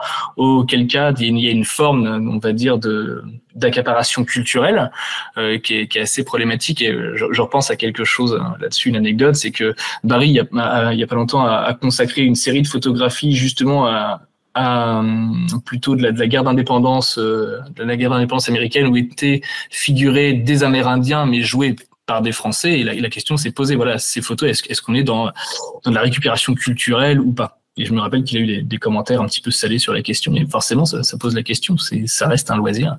Mais dans le même cadre, sans aller trop loin, et quelque chose d'assez frappant en France, c'est que le milieu de la reconstitution compte quand même très peu de personnes d'origine ethnique étrangère. Oui, bah moi j'ai notamment un copain qui faisait de la reconstitution médiévale et qui pour le coup, alors lui était du côté Soliman, pas du côté croisé, et il disait mais en fait je suis un peu seul tout quoi. Tout seul, ouais, il fait toute l'armée de Soliman, il est tout seul. Voilà, c'était un peu compliqué. Alors. Admettons, on va passer dans le côté un peu concret pour les gens qui nous écoutent là, et admettons, moi j'ai envie de me lancer dans l'art constite. Qu'est-ce que je dois faire? Quelles sont les bonnes démarches à suivre? Qu'est-ce qu'il faut que j'évite? Alors moi, je prétends pas donner des cours de reconstitution, hein. Vous l'avez compris, je suis moi-même pas reconstituteur. C'est juste que j'ai étudié l'intégralité du phénomène pour ce qui concerne la reconstitution médiévale. Je pense que il faut éviter certains pièges qui ont déjà été évoqués par les historiens, notamment par Olivier Renaudot. Le piège principal, c'est ce qu'il a appelé lui assez finement la reconstatation, c'est-à-dire de pas essayer de revenir aux sources, de pas mener de démarche documentaire, mais de copier ce que font les autres. Sans se soucier de savoir si c'est une erreur ou s'il n'y a pas un parti pris, ainsi de suite, dans les différents choix. C'est-à-dire, ça serait d'aller juste au marché de l'histoire de Compiègne et puis de s'acheter l'intégralité de son kit en dépensant 1 millier d'euros et hop, de partir faire de la reconstitution peut-être un peu trop vite, sans se poser de questions. Il faut penser que dans le milieu artisanal, il y a une économie là-dessus, et il y a des produits qui sont proposés où il y a, pour le dire honnêtement, à boire et à manger en termes d'historicité, et que c'est facile de se tromper ou de partir sur davantage des choses qui nous plaisent de manière subjective plutôt que d'avoir un vrai cahier des charges sur le matériel et la manière dont il est représenté. Beaucoup de produits de l'Est d'ailleurs. Ouais. Mais en fait, l'idée, ça serait vraiment, puisqu'on s'intéresse d'abord à la représentation de la matérialité, ça serait d'essayer de comprendre ce qu'est la culture matérielle des différents objets qu'on veut représenter, c'est-à-dire au-delà même de sa matérialité, de comprendre sa signification sociale, pourquoi cet objet-là, comment est-ce qu'il était utilisé, combien est-ce qu'il coûtait, et à partir du personnage qu'on aurait défini, un peu comme une fiche de personnage, on parlait du GN tout à l'heure, on est dans le même principe à la base, de créer un cahier des charges de ce qui peut ou ne peut pas être fait, et de se poser aussi la question, je pense qu'on va en parler un peu plus tard, de la représentativité des objets qu'on veut utiliser pour pas tomber dans un piège archéologique qui est le piège de l'unicum, c'est-à-dire d'un objet archéologique unique, mais que tout le monde a parce que c'est le seul qui est connu, et on se retrouve avec quelque chose qui est surreprésenté par rapport à ce qu'on connaît de la culture matérielle du passé. Voilà, puis sinon, effectivement, la première bonne démarche, ça serait de trouver une bonne association et d'échanger avec eux pour voir si on a le même idéal de restitution, si on peut échanger, s'ils sont ouverts à la critique et ainsi de suite. Mais donc, quand on t'écoute, alors on a bien compris effectivement que t'es pas là pour donner des leçons sur comment bien faire ou pas, et tant mieux. Mais du coup, est-ce qu'on peut considérer qu'il y a une méthode de la reconstitution, et si oui, est-ce que c'est quelque chose qui se rapproche finalement de la méthode de l'historien ou de l'archéologue? L'historien et l'archéologue, lui, entre guillemets, il n'a pas forcément les mêmes objectifs que le reconstituteur. C'est-à-dire que l'historien ou l'archéologue peut, finalement, une fois qu'il a fait l'état de l'ensemble des preuves à sa disposition et qu'il a dressé une interprétation, peut tout à fait admettre qu'il ne sait pas. Voilà, de dire, voilà, finalement, sur ce sujet-là, nous avons un blanc. Le propre de la source archéologique, c'est quand même d'être lacunaire, de représenter qu'une toute petite part d'un système technique du passé dont on ignore l'ensemble.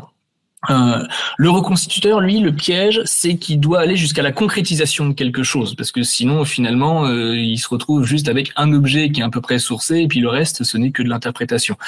Donc, la concrétisation, elle est toujours là le problème, parce qu'on est forcé de formuler des hypothèses qu'on va ensuite réaliser, et il faut accepter derrière que l'hypothèse puisse être remise en cause et accepter de faire évoluer son matériel. Et ça, c'est toujours un souci, c'est qu'on a aujourd'hui des associations qui sont bien établies, qui ont une vingtaine d'années, et ainsi de suite, et avec des choses qui sont un peu obsolètes, mais qui n'ont pas été refaites, par exemple. Alors ensuite, est-ce que on va dire la démarche, elle est la même? La démarche, elle part toujours de la preuve documentaire, mais il faut savoir analyser cette preuve documentaire, que ça soit de l'iconographie, que ça soit du texte, que ça soit de l'objet archéologique, que ça soit de l'objet de collection, et ainsi de suite.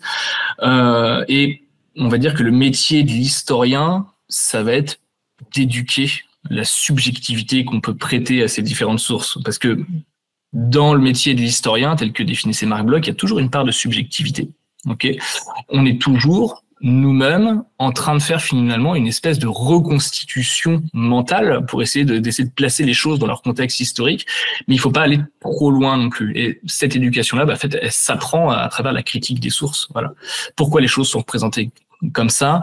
Est-ce qu'il y a un biais de production? Quelle est la représentativité du matériel? Et ainsi de suite. D'ailleurs, c'est peut-être pas un hasard. C'est en tout cas moi, quand je rencontrais des gars qui faisaient de la reconstite, une fois sur deux, c'était quelqu'un qui avait une licence, un master ou un doctorat en histoire ou en archéo, quoi. Ouais, et il faut y penser. C'est des milieux qui sont très liés. Dans le corpus qu'avait étudié Audrey Touillon-de-Mézy, il y avait 10% de personnes qui avaient un background universitaire en histoire. Moi, dans le corpus que j'étudiais, il y avait 20% de personnes qui avaient fait au moins une licence en histoire, qui étaient allées jusqu'au master et ainsi de suite. Et ça, finalement, il faut y penser d'un point de vue purement social, c'est-à-dire que la reconstitution, elle a permis à pas mal de gens qui n'ont pas forcément trouvé un débouché dans le monde de l'histoire derrière, mais de continuer à assumer cette passion pour l'histoire par un autre biais, par un biais de loisir. Et du coup, les deux mondes sont pas si distincts que ça. Et il y a des universitaires très bien établis qui font de la reconstitution et du coup qui apportent des choses intéressantes au niveau recherche, au niveau associatif et ainsi de suite.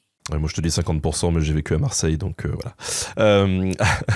Alors, sur quel type de sources ils peuvent s'appuyer, les reconstituteurs, pour le coup? Parce qu'on imagine que là, il y a de tout aussi. Effectivement, j'en parle un peu en filigrane depuis tout à l'heure. Il y a de tout. On va dire que les deux principales sources qui sont quand même mobilisées par le reconstituteur, c'est d'une part l'objet en tant que tel, l'artefact du passé, que ça soit un objet archéologique ou que ça soit un objet qui a été conservé jusqu'à nos jours à travers les collections. Tout en sachant qu'il faut réussir là à comprendre de quel contexte il est issu, de comprendre sa représentativité, on l'a dit. Et le deuxième, c'est l'image. C'est-à-dire l'image, forcément, elle a une puissance évocatrice, que ça soit l'enluminure médiévale, la sculpture et pour des périodes bien plus récentes, la photographie. Faut penser quand même à l'avantage énorme qu'ont les reconstituteurs qui font du contemporain à pouvoir se baser sur des témoignages photographiques et à pas forcément se poser les mêmes biais, les mêmes questions de biais, même s'il y en a aussi dans la production photo. Plus rarement, il y a la production textuelle qui aide parfois pas forcément à comprendre la manière dont étaient fabriqués les objets en dehors de la mention de quelle texture, quelle matière et ainsi de suite, mais qui permet justement de comprendre l'objet dans son contexte social, comment il était utilisé, par qui et ainsi de suite.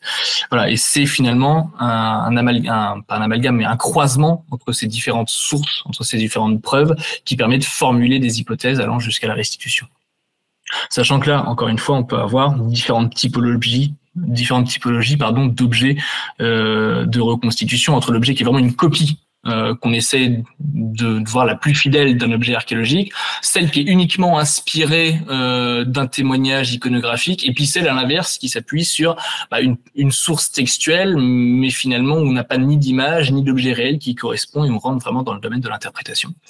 Et ensuite, il y a les objets faits, on va dire, à la manière de l'objet, où on se dit, ça a dû exister parce qu'ils avaient l'ensemble du système technique pour pouvoir le produire, mais voilà, est-ce que pour autant, on part du principe un peu facile que l'absence de preuve n'est pas la preuve de l'absence, et on essaie de refaire des choses en se disant, tiens, ils avaient la technicité pour, donc techniquement, ils devaient pouvoir avoir produit ça, mais on n'a pas de preuve, il faut toujours rester extrêmement prudent pour ça. Alors en parlant de méthode et de sources, etc., tu nous as déjà un petit peu éclairé là-dessus tout à l'heure, mais peut-être qu'on pourrait rentrer un peu plus en détail sur justement cette étude que toi tu as fait sur la reconstitution historique et sur ce phénomène. Quelle méthode toi tu as utilisée justement pour analyser ce phénomène? Alors, les objectifs, ils étaient multiples. C'était d'essayer de proposer une définition à partir de l'ensemble des données que j'allais recueillir, de proposer aussi un état des lieux et de faire une analyse à la fois de la dimension matérielle, de la dimension immatérielle, et ensuite de dresser un constat de quelle était, on va dire, l'efficience de la reconstitution en termes pédagogiques, quelles étaient les motivations des reconstituteurs et quels étaient les liens avec l'histoire universitaire. Pour ça, j'ai fait un état des lieux de l'ensemble des associations, comme j'en ai parlé tout à l'heure, via les objets de déclaration, que j'ai couplé avec la présence des différentes associations sur leur façade web, via Facebook par exemple, via leur site web quand elles en avaient un, pour croiser leurs différentes définitions. En plus de ça, J'ai fait 18 terrains d'observation, principalement en France, mais un petit peu à l'étranger. Observation parfois participante, c'est-à-dire que moi-même en costume, parce qu'il y a un côté là-dessus qui est assez extérieur, on va dire, à la méthode classique de l'historien. Mais là, on étudie un sujet vivant, et c'est plus facile sur certaines manifestations pour être coopté comme faisant partie du milieu, sans forcément s'en cacher, en définissant soi-même ce qu'on était en train de faire et ses objectifs. C'est pas quelque chose qui est fait masqué, mais c'est à découvert. Mais ça permet aussi de montrer, entre guillemets, patte blanche, de montrer que, voilà, on est intégré à ce milieu-là et qu'on ne l'étudie pas de l'extérieur, ce qui permet d'amener les gens plutôt à s'ouvrir, à avoir une discussion autour de leurs différents principes. Donc 18 terrains, au cours desquels j'ai fait 48 entretiens semi-directifs avec des reconstituteurs. L'idée étant d'avoir un panel de ce qu'ils considéraient comme étant les définitions de leur activité, ses limites, comment est-ce qu'ils étaient entrés dans la pratique, pourquoi ils étaient entrés dans la pratique, qu'est-ce qu'ils faisaient concrètement, et ainsi de suite. Voilà, des entretiens qui duraient entre une demi-heure jusqu'à 3 heures pour le plus long, que j'ai enregistré et méthodologiquement tapé, et tout transcrit à la fin de la thèse en annexe, si ça vous intéresse d'en savoir plus. Certains s'y reconnaîtront. Et pour finir, 3 études de cas matériels pour analyser plutôt la dimension, le rapport de l'objet reconstitué avec son pendant, avec les preuves qui sont mises à contribution. Donc 3 ensembles, un ensemble sur la question des casques vikings qui m'intéressait, un ensemble à chaque fois des matières différentes pour voir s'il y avait différentes chaînes opératoires. Quelque chose autour des pots à boire du XVe siècle, et un sujet plus transversal autour de l'habillement, autour des chaperons. Voilà, qui est un objet qui traverse un peu les siècles avec différentes preuves archéologiques et iconographiques, pour essayer de dresser des échelles d'éloignement ou des échelles de rapprochement entre l'objet des reconstituteurs et les preuves à leur disposition, pour essayer de voir quels étaient les biais inhérent, on va dire, à la pratique. À quel moment est-ce que l'objet il va être déformé par rapport à ce qu'on en sait, parce qu'on veut l'adapter à une contrainte contemporaine, par exemple, ou parce qu'on veut le différencier, parce qu'on ne veut pas que notre objet ressemble à celui du voisin. Et ça, on peut en parler, mais c'est comme ça que, par exemple, à partir d'un objet unique, on se retrouve avec un objet qui devient un objet sériel. Alors justement, prenons un de ces 3 cas. Parle-nous du casque scandinave. Qu'est-ce que ça manifeste du coup, et concrètement, qu'est-ce que tu as pu en tirer? Ouais, ça c'est une étude de cas que j'avais faite donc sur la présence d'un casque, parce que c'est assez facile entre guillemets comme cas d'école. Ce casque, c'est le casque de Järminbu, ça s'écrit Gjermundbu, qui est un casque qui a été retrouvé à Ringerike en Norvège, qui est daté de la seconde moitié du Xe siècle, et qui est un casque assez spécial parce que c'est une structure en croix, hein, assez semblable au spangadem germanique, avec une pièce qui est une pièce de lunette, en fait, ce qu'on appelle un spectacle, c'est-à-dire une pièce vraiment qui forme quelque chose avec un masque facial, et qui sont aussi des choses qu'on retrouve sur des périodes antérieures, la période de Wendel et sur le site de Valsgard. Voilà, là on est au second âge du fer. Et ce casque, il est connu pour être le seul, entre guillemets, casque de la période viking, presque complet, retrouvé en Scandinavie. Ça ne veut pas dire que c'est le seul, parce qu'a priori, il y en a un second qui a été retrouvé à Yarm, au nord de l'Angleterre, et qu'il y a aussi des fragments d'objets un peu similaires qui ont été retrouvés, notamment à Thiel, au Danemark, ou à Lokrum, en Suède. Bon. Ce qu'il faut comprendre, c'est que cet objet, on est quand même en train de considérer que on est sur un objet un peu exceptionnel, peut-être pas réellement fait pour le combat, mais plutôt fait dans un objectif de représentation, en tout cas quelque chose qui ne devait pas servir à l'ensemble des populations combattantes scandinaves au cours du Viking Age, mais plutôt quelque chose, un marqueur social important. Vous pourriez y penser, par exemple, rien qu'en Norvège, il y a eu 4000 sépultures fouillées qui ont livré des épées, et une seule sépulture fouillée qui livre un casque. Donc, en fait, on en vient au principe de se dire que les casques étaient très peu répandus pour la période et très peu portés par les guerriers vikings. Et ça va un peu à l'encontre de l'imaginaire qu'on peut avoir, qui a été construit autour de la période romantique, hein, des vikings avec leurs casques, avec des fois leurs casques avec des cornes. Voilà, tout ce qu'on veut. Mais ce casque, il est tellement célèbre et il a une présence dans la culture pop qui est assez importante. Hein. C'est le casque qui a servi, par exemple, de base au casque des Rohirrim dans Le Seigneur des Anneaux, les 2 tours. Hein. On le retrouve là. Du coup, en fait, on le retrouve partout en reconstitution, mais pas en copie, mais plutôt en dérivé, c'est-à-dire que on va lui ajouter des choses, on va lui rajouter des décorations et ainsi de suite, et qu'on va aller chercher sur d'autres exemples archéologiques qui sont soit antérieurs, soit on va dire plus tardifs. Par exemple, on va rajouter des paragnathides, c'est-à-dire des couvre-joues qu'on trouve sur le casque de Coppergate, mais qui n'ont rien à faire sur le casque de Irmingham. On va ajouter un avantail facial, on va rajouter des décorations peintes, des dorures et ainsi de suite. Et ce qui fait que on n'est plus sur une copie, mais on est sur vraiment un casque qui a été adapté, différencié. Et quand on va le présenter au public, on se retrouve avec, dans une même manifestation de reconstitution, on va dire 15 personnes qui ont un casque inspiré du même modèle de base auquel ont été ajoutés différents éléments. Sauf que, pourquoi pas, dans le sens où on est dans une pratique de loisir, mais si l'objectif c'est l'historicité du contexte qu'on présente et qu'on présente comme réel à un public qui n'a pas forcément tous les codes pour comprendre tout ça, il y a une vraie déformation du contexte matériel présenté. Oui, parce qu'à l'échelle, en fait, le quidam qui passe dans le festoche ou voilà, qui voit la troupe de Constit, il se dit bon, tout le monde en avait des casques, quoi. Donc, au final, on tombe sur le même biais que se peut induire le cinéma, par exemple, ou les jeux vidéo. C'est ça. À une autre échelle. À une autre échelle, c'est ça. Et puis avec des adaptations qui sont de dire, voilà, les reconstituteurs du Viking Age, ils pratiquent le combat, donc forcément, ils n'ont pas envie de se faire mal, donc ils vont porter un casque tous. Et puis finalement, le voisin, il a un casque un peu comme ça, donc le mien, je vais lui faire des peintures rouges dessus parce que voilà, j'ai pas envie qu'il lui ressemble. Et puis tant pis, et ainsi de suite. Et ce qui est intéressant, c'est que quand on analyse le discours des reconstituteurs ou la manière dont ils présentent les objets sur certains forums sur le net, on se rend compte qu'il y a aussi un phénomène de déformation de la source. On parlait de reconstatation tout à l'heure, mais c'est ça, c'est-à-dire tiens, un tel m'a dit que sur tel casque finalement il y avait telle trace de truc, donc j'ai fait ça. Et il y a pardonne-moi l'expression, mais il y a une espèce de téléphone arabe en fait, où on déforme de plus en plus l'information jusqu'à arriver à des reconstituteurs qui sont de très bonne foi, mais qui sont pas allés fouiller, on va dire, la base du sujet et qui, en toute bonne foi, vont proposer quelque chose, mais qui est plutôt contraire au principe même de la reconstitution. Et alors quand tout ça prend, rencontre le domaine de la médiation, alors ok, ça induit des biais comme le cinoche ou le jeu vidéo, mais est-ce qu'au final j'ai du mal à hiérarchiser les trucs, mais est-ce que c'est pas plus grave dans le sens où on donne peut-être une image on légitime plus les travaux des reconstituteurs que un type à l'écran qui se fait faucher de son cheval, quoi. Tu vois ce que je veux dire ? Ouais, je vois ce que tu veux dire. En fait, le principal problème, c'est que Là, le phénomène, je te l'ai expliqué et on peut trouver ses raisons, on peut le comprendre. Le problème, c'est que souvent, ce discours-là, il va pas être poussé par les reconstituteurs. C'est-à-dire que si la reconstitution faisait systématiquement état de ses limites envers le public pour dire, voilà, j'ai pris tel objet, je lui ai rajouté telle chose, et ainsi de suite, c'est inspiré de tel truc, mais normalement, on ne devrait pas tous en avoir un. Voilà. Et finalement, le public est entre guillemets, capable de comprendre tout ça.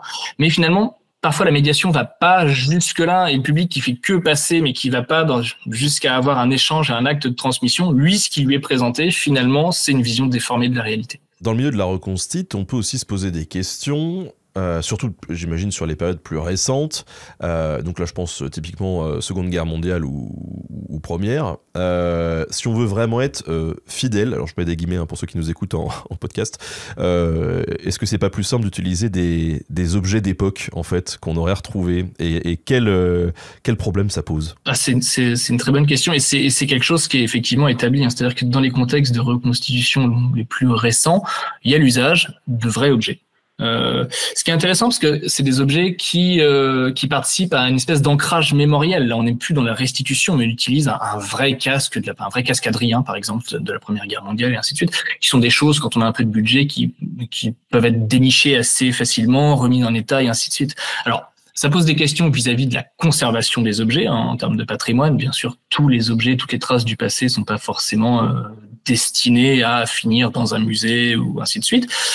Et puis, pour d'autres, ça pose aussi des questions de sécurité, parce que c'est notamment le cas pour les armes. Il y a quand même pas mal d'armes qui sont alors soit démilitarisées, soit pas, et qui sont utilisées dans des contextes de reconstitution. On a une question. Alors tu disais qu'en France, pour l'instant, c'est relativement minoritaire sur l'exploitation de la reconstitution à des fins identitaires.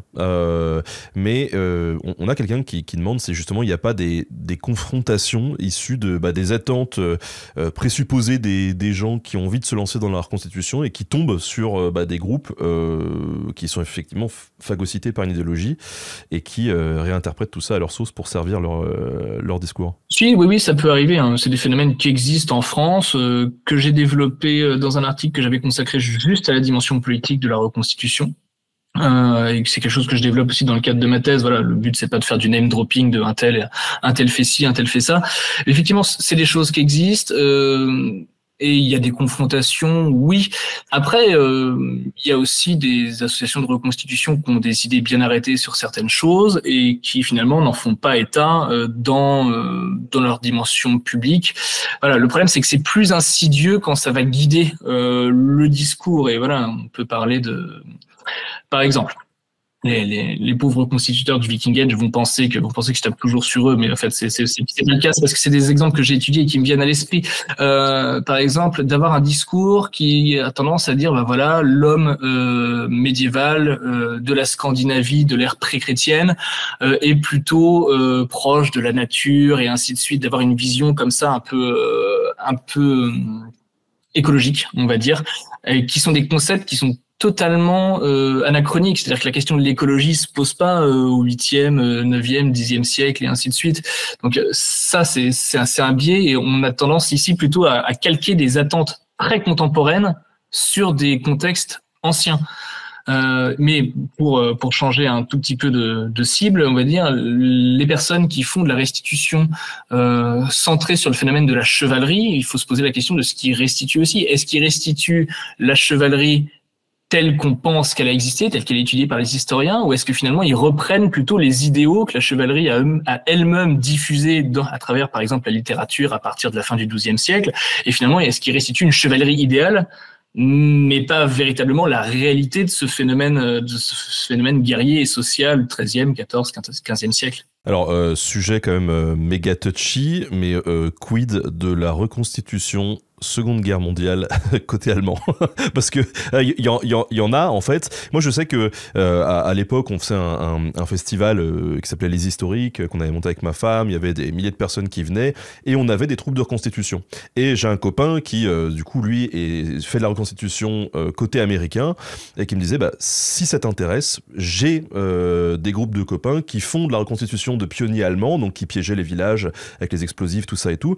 T'inquiète pas, il y a pas de souci, ils sont réglo parce que on sait qu'ils sont pas tous réglo. Et du coup, c'est vrai que c'est compliqué parce que pour quelqu'un qui connaît rien en reconstitution, il se dit mais quel intérêt d'aller reconstituer ces gars-là en fait, si ce n'est d'avoir déjà une appétence idéologique, voilà. Ouais, la question est toujours de savoir si c'est de la provocation ou s'il y a quelque chose d'autre derrière. En fait, il y a quand même on a parlé de transition de mémoire tout à l'heure. Aujourd'hui, il y a, à mon sens, en termes purement de mémoire, pas de souci à s'intéresser à la réalité des troupes de la Wehrmacht durant les événements de 39-45, dans le sens où il y a quand même des personnes qui ont vécu la guerre dans l'autre camp, avec une réalité matérielle, une réalité sociale, et ainsi de suite, et que ça fait partie de la compréhension de l'histoire, d'essayer de savoir quelle pouvait être la vision de l'autre camp ici.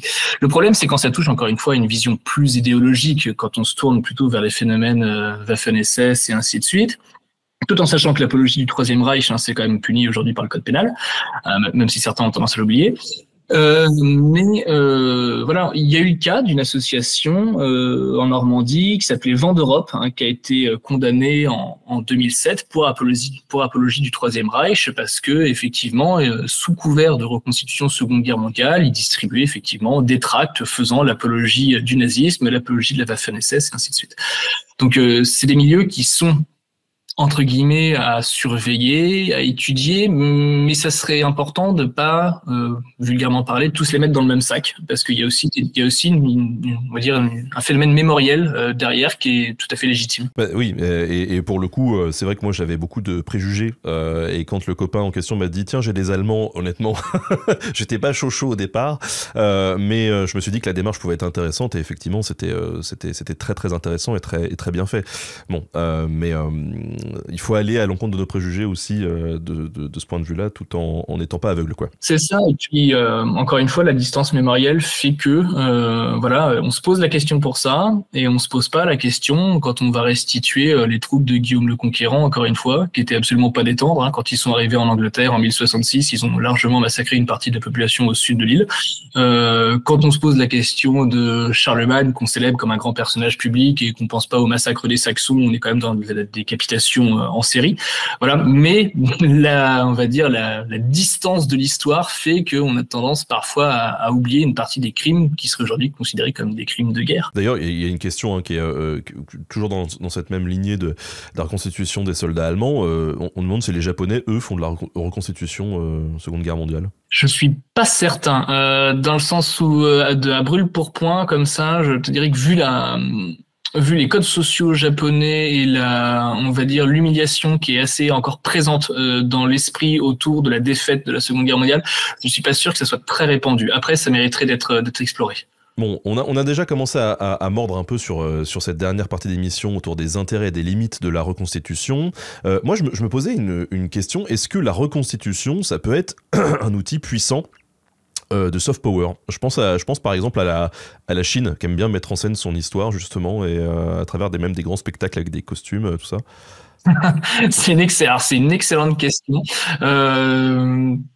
Pour laquelle je vais pas pouvoir te donner de réponse précise comme ça, parce que on est vraiment sur différents phénomènes, et en France, la reconstitution, elle est encore peu instrumentalisée par les institutions politiques et ainsi de suite. Et je pense que si on doit aller là-dessus, il faut une meilleure connaissance du contexte culturel que la mienne. Alors, on a un commentaire qui dit que la personne qui s'exprime dit « Moi, j'ai vu des reconstituteurs japonais Première Guerre mondiale. » Voilà, mais pas seconde. Ouais, ça c'est intéressant. On l'a déjà évoqué un petit peu tout à l'heure, mais quels sont les liens entre la reconstitution et la recherche historique un peu plus classique, on va dire académique? Ils sont assez distendus, dans le sens où, comme je l'ai dit, en fait, pendant longtemps, c'est deux milieux qui se regardaient un peu en chien de faïence. D'un côté, des historiens qui, on va dire, avaient des préjugés envers ceux qui venaient un peu braconner sur leur terre. Et j'utilise le terme parce que c'était le titre d'un article, Les braconniers de l'histoire, paru dans les années 2000. Et de l'autre côté, les reconstituteurs qui avaient pas forcément de lien avec le monde académique, essayaient parfois de se faire reconnaître comme avec une recherche soit de légitimité d'un côté, soit parfois une forme de défiance, de dire voilà... qui peut aller, alors c'est des points de vue marginaux, mais qui peuvent aller loin dans certains cas, de dire voilà, ce qu'on nous apprend dans les livres, c'est faux, nous avec la reconstitution, on va chercher la vraie vérité, et ainsi de suite. Bon, il faut considérer que c'est quand même deux activités qui sont plus complémentaires que concurrentielles, dans le sens où elles s'intéressent pas au même sujet. L'histoire, c'est quand même largement les phénomènes chronologiques, socio-économiques, et ainsi de suite. La reconstitution, elle s'intéresse vraiment plutôt au quotidien, à des questions matérielles très ponctuelles, mais qui sont tout aussi intéressantes, mais qui a plus de liens peut-être avec le monde de l'archéologie. Après, il y a des projets ponctuels qui voient le jour entre les deux, qui valent ce qu'ils valent dans des cadres parfois justement expérimentaux. Je pense au projet qui était le projet Marche Alpes, qui avait été mené par Stéphane Gall du laboratoire Lara en 2019, qui était de faire traverser les Alpes par une troupe de cavaliers en armure pour essayer de comprendre quelles avaient été les conditions de franchissement des Alpes en 1515 par l'armée de François Ier. Voilà, il y a des projets. Alors voilà, encore une fois, les conclusions valent ce qu'elles valent, mais ça a eu le mérite d'exister et puis de créer justement des liens. Et puis ça marche dans l'autre sens aussi, dans le sens où des gens qui sont à la base plutôt des reconstituteurs, mais qui ont continué de leur background et qui aujourd'hui mènent des projets de recherche sérieux, peuvent faire des thèses où leur expérience de la reconstitution, leur expérience de la matérialité va être un apport intéressant. Je pense à deux thèses qui sont en cours, celle par exemple de Charles Bricout autour de l'habillement plutôt 12e, 13e, 14e siècle, qui est en ce moment en cours à l'université de Cergy-Pontoise, ou celle de Nathanaël Dos Reis à l'université d'Angers autour de l'armement 11e, 12e, 13e siècle, plutôt de l'armement équestre. Voilà, et qui sont tous les deux, en fait, à la base, des reconstituteurs, mais qui ont atteint un niveau universitaire où ils sont en train de proposer des sujets de thèse et ils se nourrissent de leur expérience de reconstitution pour nourrir la réflexion autour de ces différents sujets. Donc là, il y a des liens qui se créent, mais qui sont plutôt des liens via des personnes, en fait. Et alors, Au niveau des autres avantages de la reconstitution, on peut lui prêter quoi? Parce qu'on est dans cette dernière partie d'émission sur les intérêts et les limites de la reconstitution. Moi, l'avantage que je vois dans la reconstitution, entre guillemets, c'est celui de la médiation. C'est-à-dire, on est quand même dans un vecteur pédagogique extrêmement efficace quand il est bien fait. Dans le sens où on est dans une discipline, non, dans une pratique qui permet d'illustrer des contextes passés, qui permet une démonstration de certaines actions, qui permet même parfois une participation du public. Le fait de toucher un objet, de le sous-peser, de comprendre la matérialité. Quand c'est, entre guillemets, bien fait, c'est extrêmement puissant. Et les études que j'ai menées à destination du public montrent qu'il y a une vraie courbe d'apprentissage du public, au fait, finalement, via ces différentes données. Alors après, voilà, il faut de l'autre côté évaluer la résistance du public qui ne voit pas ça comme un vecteur d'apprentissage et du coup, il est résistant à l'idée d'apprendre des choses dans ces cas-là, parce que pour lui, l'histoire, c'est de l'histoire spectacle et ainsi de suite. Ou qui dit bon bah c'est bien mais c'est pour les enfants, voilà, c'est les enfants qui vont apprendre des choses là-dedans et puis moi j'ai rien à apprendre parce que je connais déjà le Moyen-Âge, ou avoir, et voilà, parfois des choses un peu rigolotes d'avoir du public qui dit oui mais tout ça c'est trop sale, tout était vieux au Moyen-Âge, voilà, le neuf n'existe pas au Moyen-Âge. Ça c'est une conception qui est assez intéressante et qu'en dit long sur certains imaginaires. Et finalement parfois il y a on voit qu'il y a une rupture dans la conception de l'histoire entre le public et les reconstituteurs, qui est la même rupture qu'entre le grand public et les historiens. C'est-à-dire de pas voir l'histoire et l'intérêt du passé de la même manière, et il a plutôt tendance à placer les reconstituteurs dans un entre-deux, finalement, entre les deux. Donc, pour moi, l'intérêt principal, il est là. Il est dans la dimension pédagogique, quand c'est bien fait, quand les limites sont clairement exposées, expliquées au public et ainsi de suite, et quand on n'utilise pas trop le présent de vérité générale pour dire c'était comme ça au XVe siècle, voilà telle chose, je vous le mets entre les mains, mais d'expliquer à partir de quoi on a fait les choses, quelle a été la démarche derrière. Et là, il y a un vrai intérêt. Et c'est ce qu'on essaye de faire, et c'est pour ça qu'aujourd'hui, la reconstitution est de plus en plus, entre guillemets, présente dans le monde des musées, dans lequel je travaille au quotidien, parce que l'intérêt, il est là, justement, en termes de démonstration. On l'a dit tout à l'heure, la reconstitution, ça peut aider d'autres médias aussi, justement, à représenter une époque. Par exemple, alors, on pensait au cinéma, mais il y a un jeu qui a fait énormément parler de lui ces dernières années et qui là fait encore parler de lui parce qu'il y a le deuxième qui sort. C'est Kingdom Come, Deliverance. La reconstitution a aidé dans ce cas-là? Oui, bien sûr. Ouais, ils avaient même énormément communiqué dessus. Donc Kingdom Come Deliverance qui a dû sortir en 2017. Et à l'époque, j'avais écrit un article alors, qui est en anglais mais qui est disponible sur le net, justement sur les liens entre le développement de ce jeu et le monde de la reconstitution, parce qu'on est vraiment sur, on va dire, une volonté qui était un peu similaire, de dire on va produire le jeu vidéo le plus historique possible, donc sur le contexte du début du XVe siècle, c'est peut-être 1403 dans le royaume de Bohême. Et ils sont basés quand même sur des habitués de la reconstitution historique et des AMHE pour la définition des modes de combat, pour la définition d'une partie du matériel. Alors bien sûr, le jeu en tant que tel, il n'est pas forcément extrêmement précis sur 1403 Royaume de Bohême, mais il est assez précis sur 1380 et 1420 Europe de l'Est, ce qui est déjà pas mal, ce qui est déjà bien. Et outre la dimension un peu idéologique du jeu, parce que ils s'en sont vraiment emparés pour mettre en avant l'histoire de la République tchèque. Il y avait un média vraiment assez puissant pour eux là-dessus, et on voit que ça porte encore les fruits pour le deuxième. C'est un jeu qui était assez intéressant dans son absence de concession par rapport à certaines mécaniques du jeu vidéo liées à l'histoire. Bien sûr, on suit toujours, on va dire, quelqu'un qui va devenir un guerrier et ainsi de suite, donc un imaginaire guerrier du Moyen-Âge qui va avec la dimension ludique, il faut bien jouer quelque chose, mais il y avait quand même, on va dire, une volonté de produire quelque chose de différent. Et ça se démarque. Et ce qui est curieux, c'est que j'ai l'impression que dans la campagne de communication qui est faite autour du deuxième, ils ont moins peut-être axé les choses sur cette dimension réalisme poussé, mais plus sur la dimension historique et on va dire épique du deuxième. Ouais, c'est vrai. En tout cas, moi, au sein de l'équipe, il y en a plus d'un qui a hâte de mettre ses pattes sur ce deuxième. Moi, honnêtement, j'ai trouvé que c'était formidable dans l'approche et il y a plein de trucs qui sont formidables dans le jeu, mais que c'était très long. Oui, c'est un jeu, et pour parler plutôt gameplay, ludologie, c'est un jeu qui est très lourd en termes de gameplay, très à l'ancienne, très RPG à l'ancienne, et ainsi de suite. Le système de combat est désastreusement compliqué, mais ça reste quand même une expérience assez intéressante. Et si vous vous intéressez au jeu, on a deux trucs à vous conseiller hein, pour ceux qui nous écoutent. Il y a à la fois l'épisode que j'avais fait directement sur le jeu et sur le contexte historique de Kingdom Come 1403, du coup Kingdom Come Deliverance, je vais y arriver. Et puis il y a aussi toute ma série sur Arte, History Screed, hein, qui est disponible aussi en 10 épisodes. Il y avait un épisode qui était dédié à Kingdom Come, où j'ai pu aller rencontrer les équipes du jeu et notamment la conseillère historique qui est une personne à temps plein dans le studio, ce qui est relativement rare pour être souligné, parce que souvent c'est juste des consultants embauchés pour une semaine et puis après c'est fini. Voilà.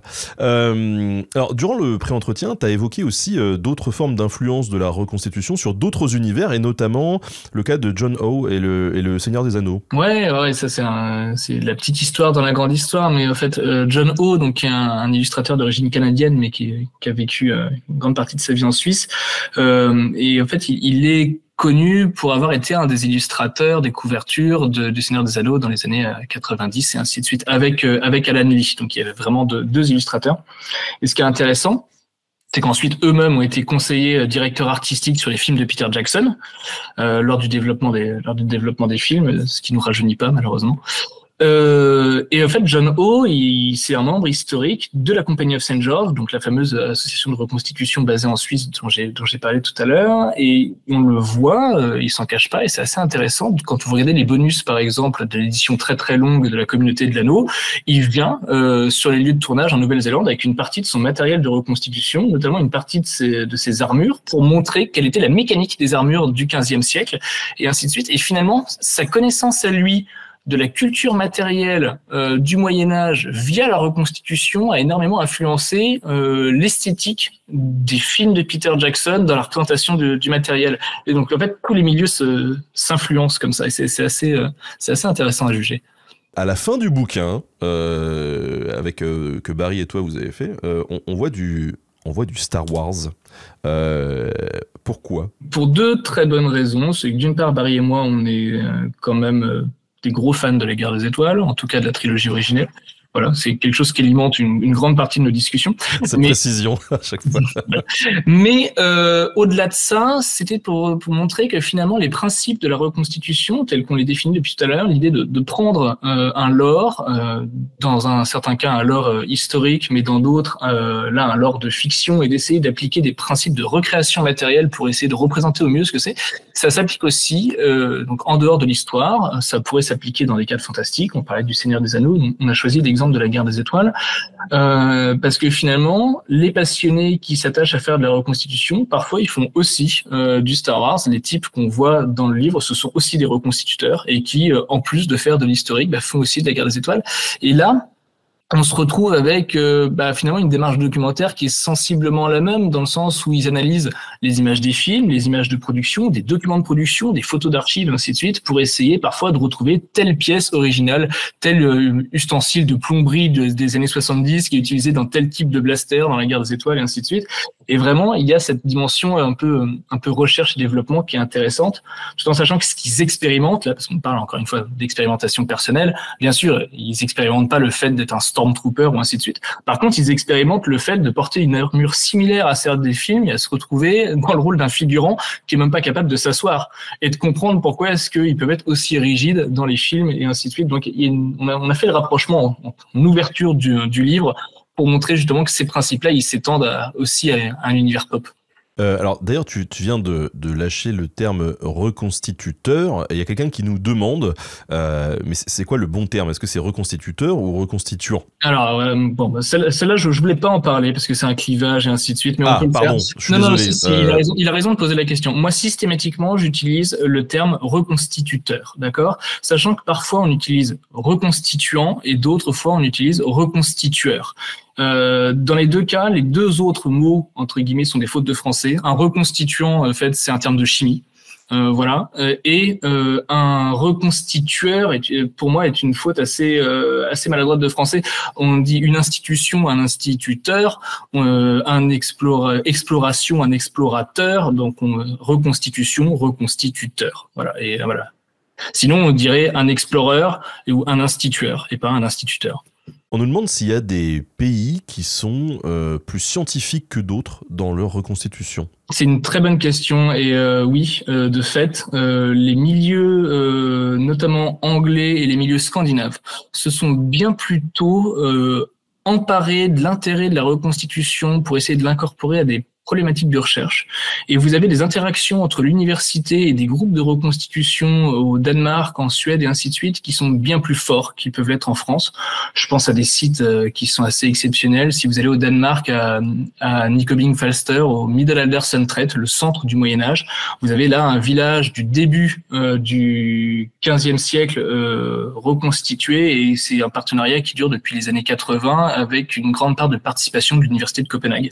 Voilà, donc là, il y a quelque chose d'un peu plus officiel que ça peut être en France où les liens restent un peu plus officieux. Avec tout ça, bon, on le comprend plus ou moins en filigrane, mais quelqu'un dit, mais du coup, est-ce que ça t'a pas donné envie de faire un peu de reconstitution quand même? Non, en fait, moi, ça a toujours été considéré plutôt comme un travail dans le sens où je suis rentré là-dedans par l'organisation de manifestations quand je travaillais dans le milieu de la valorisation culturelle. J'ai étudié le phénomène, j'ai fait de la manifestation en costume pour essayer de comprendre quels étaient les biais et je n'ai quasiment plus fait de reconstitution, sinon une fois pour aller voir des amis, depuis que j'ai soutenu ma thèse. Parce que, entre guillemets, je pense que j'en ai trop vu. J'ai trop vu ce qui allait et ce qui peut-être pour moi n'allait pas ou peut-être que si je mettais le doigt là-dedans j'aurais envie de faire quelque chose d'un peu trop poussé, ça me prendrait tout mon temps. Voilà, mon travail il est autour de la valorisation culturelle et de la transmission des savoirs, ce que je fais aujourd'hui par le biais des musées et je continue à m'intéresser au monde de la reconstitution, à avoir de très bons rapports avec tous ceux qui en font partie. Mais d'en refaire par moi-même, peut-être pas. Ou alors, dans un contexte où je connais pas grand-chose. Voilà. Si un jour je devais faire de la reconstitution, peut-être que j'irais pas faire du Moyen-Âge, parce que j'en ai peut-être un peu trop bouffé. J'irais faire du western. Ah, mais ça existe ça, le western? Ah, c'est un peu un appel du pied, dans le sens où il y en a un petit peu en France. C'est un milieu que je connais pas du tout et qu'on n'a pas intégré à la proposition du livre. Et notre running gag avec Barry, c'est de dire que si on fait un tome 2, on mettra du western, parce que moi, purement en termes d'analyse, c'est quelque chose qui m'intéresse, parce qu'on est vraiment là dans voilà, le Far West, c'est le Moyen-Âge des États-Unis. Et en termes pareil de représentation, d'identité et ainsi de suite, il y a quelque chose de passionnant à développer. Ah ouais, non, mais ça doit être absolument incroyable. Et d'ailleurs, enfin, je veux dire, moi, tu disais qu'au début de l'émission qu'il y a cette envie peut-être chez beaucoup de gens qui font de la reconstitution et qui participent à ces entreprises de médiation d'aller contre les clichés qui sont véhiculés. Nous, c'est ce qu'on fait avec l'équipe de Nota Bene à travers les différents ouvrages collectifs qu'on peut produire. Et c'est clair que les cow-boys, c'est un truc qui nous donne aussi envie parce que, on en a déjà parlé dans des émissions, ça n'a rien à voir avec, voilà, avec ce qu'on imagine. Donc après les Vikings et les samouraïs, le tome 3, ça sera les cow-boys. Eh ben non, pas encore. Là, on a annoncé les pirates. Les pirates, c'est vrai. Voilà, il faut que j'arrive à me libérer un peu de temps pour bosser dessus déjà. Et puis ensuite on verra. Est-ce que tu aurais... Ah oui, petite parenthèse, pour ceux qui ne connaissent pas l'existence de ce parc, de cette attraction, de ce spectacle, je ne sais pas comment on peut le qualifier, mais en Espagne, il y a un grand parc autour du western. À Almeria. Où tu peux faire un jeu de rôle, ouais, c'est peut-être ça, ouais. Ça a l'air assez fou comme expérience qu'ils ont reproduit. D'autant plus que c'était un des lieux de tournage des différents western spaghetti dans les années 60, donc il y a des choses à aller voir par là. Ouais. Voilà, mais en gros, vous avez des scénarios de jeux de rôle et vous êtes plongé justement à cette époque-là. Vous incarner un des personnages pendant un jour, 2 jours, voilà, après Sky is the limit. Bref, est-ce que toi tu aurais des... Alors tu nous as dit qu'il n'y avait pas beaucoup de travaux sur la reconstitution, mais est-ce que tu aurais quand même des références bibliographiques ou autres, hein, que ça peut même être du documentaire ou autre, à conseiller aux gens qui nous écoutent? Pour ceux qui s'intéressent aux différentes questions qu'on a évoquées, bon, vous pouvez vous amuser à aller lire ma thèse qui est en ligne, si vous avez un peu de temps pour vous consacrer à 1200 pages, voilà. Ça, voilà, vous pouvez la retrouver assez facilement parce qu'elle est disponible en ligne. Sinon, il y a dans un ouvrage qui est sorti il y a pas longtemps qui s'appelle Les médiévistes face aux médiévalistes, voilà. sous la direction de Martin Aurel, Florian Besson, Justine Breton et Lucie Malbos. J'avais produit un article qui résume un petit peu tout de même l'intégralité des questions qu'on a pu évoquer aujourd'hui, et l'article est disponible en ligne si vous voulez le parcourir. Que des gens bien, la moitié du crew, on les a reçus ici. Voilà, que des gens, tout ça tourne pas mal. La thèse d'Audrey Toyon de Mézy est quand même très intéressante sur un autre versant, qui est le versant socio-anthropologique du sujet. Je vous la conseille, ça s'appelle La recréation du passé, enjeu mémoriel. Enjeux identitaires et mémoriels, approche socio-anthropologique de l'histoire vivante médiévale. Il y a quand même pas mal de choses à apprendre là-dessus. Et puis, nous, on travaille plus largement avec justement un groupe de chercheurs sur l'imaginaire du Moyen-Âge à travers le phénomène qu'on appelle le médiévalisme. Et il y a quelques années, on a sorti ce très beau bouquin qui est assez intéressant quand on s'intéresse à tous les phénomènes autour du Moyen-Âge, qui est le dictionnaire du Moyen-Âge imaginaire, où j'avais commis justement avec Audrey, l'auteur de la seconde thèse, les définitions de ce que pouvait être la reconstitution et les fêtes médiévales, mais il y a également plein de sujets à explorer. Je pense que c'est un livre qui vaut le coup d'œil. Avec le camarade William Blanc qui a participé encore. Avec, sous la direction de Anne Besson, William Blanc et Vincent Ferré, que des gens. Vincent, je crois qu'on les a, et tous les trois, bingo, vous retrouvez les différents entretiens dans ce podcast et sur YouTube. Et alors toi, est-ce que tu as des actus après ce bouquin? Déjà, il faut que tu défendes ce bouquin, Reconstitution, immersion dans une histoire vivante, que tu as fait avec Barry.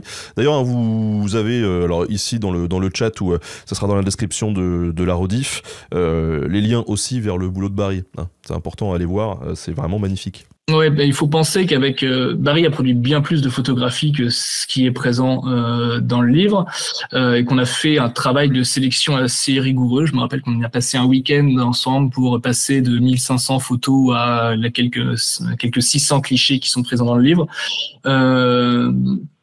Et il y a bien plus de choses à voir, à explorer, et ainsi de suite. On a été forcé de faire une sélection parce qu'on ne pouvait pas se permettre de faire un livre de 500 pages.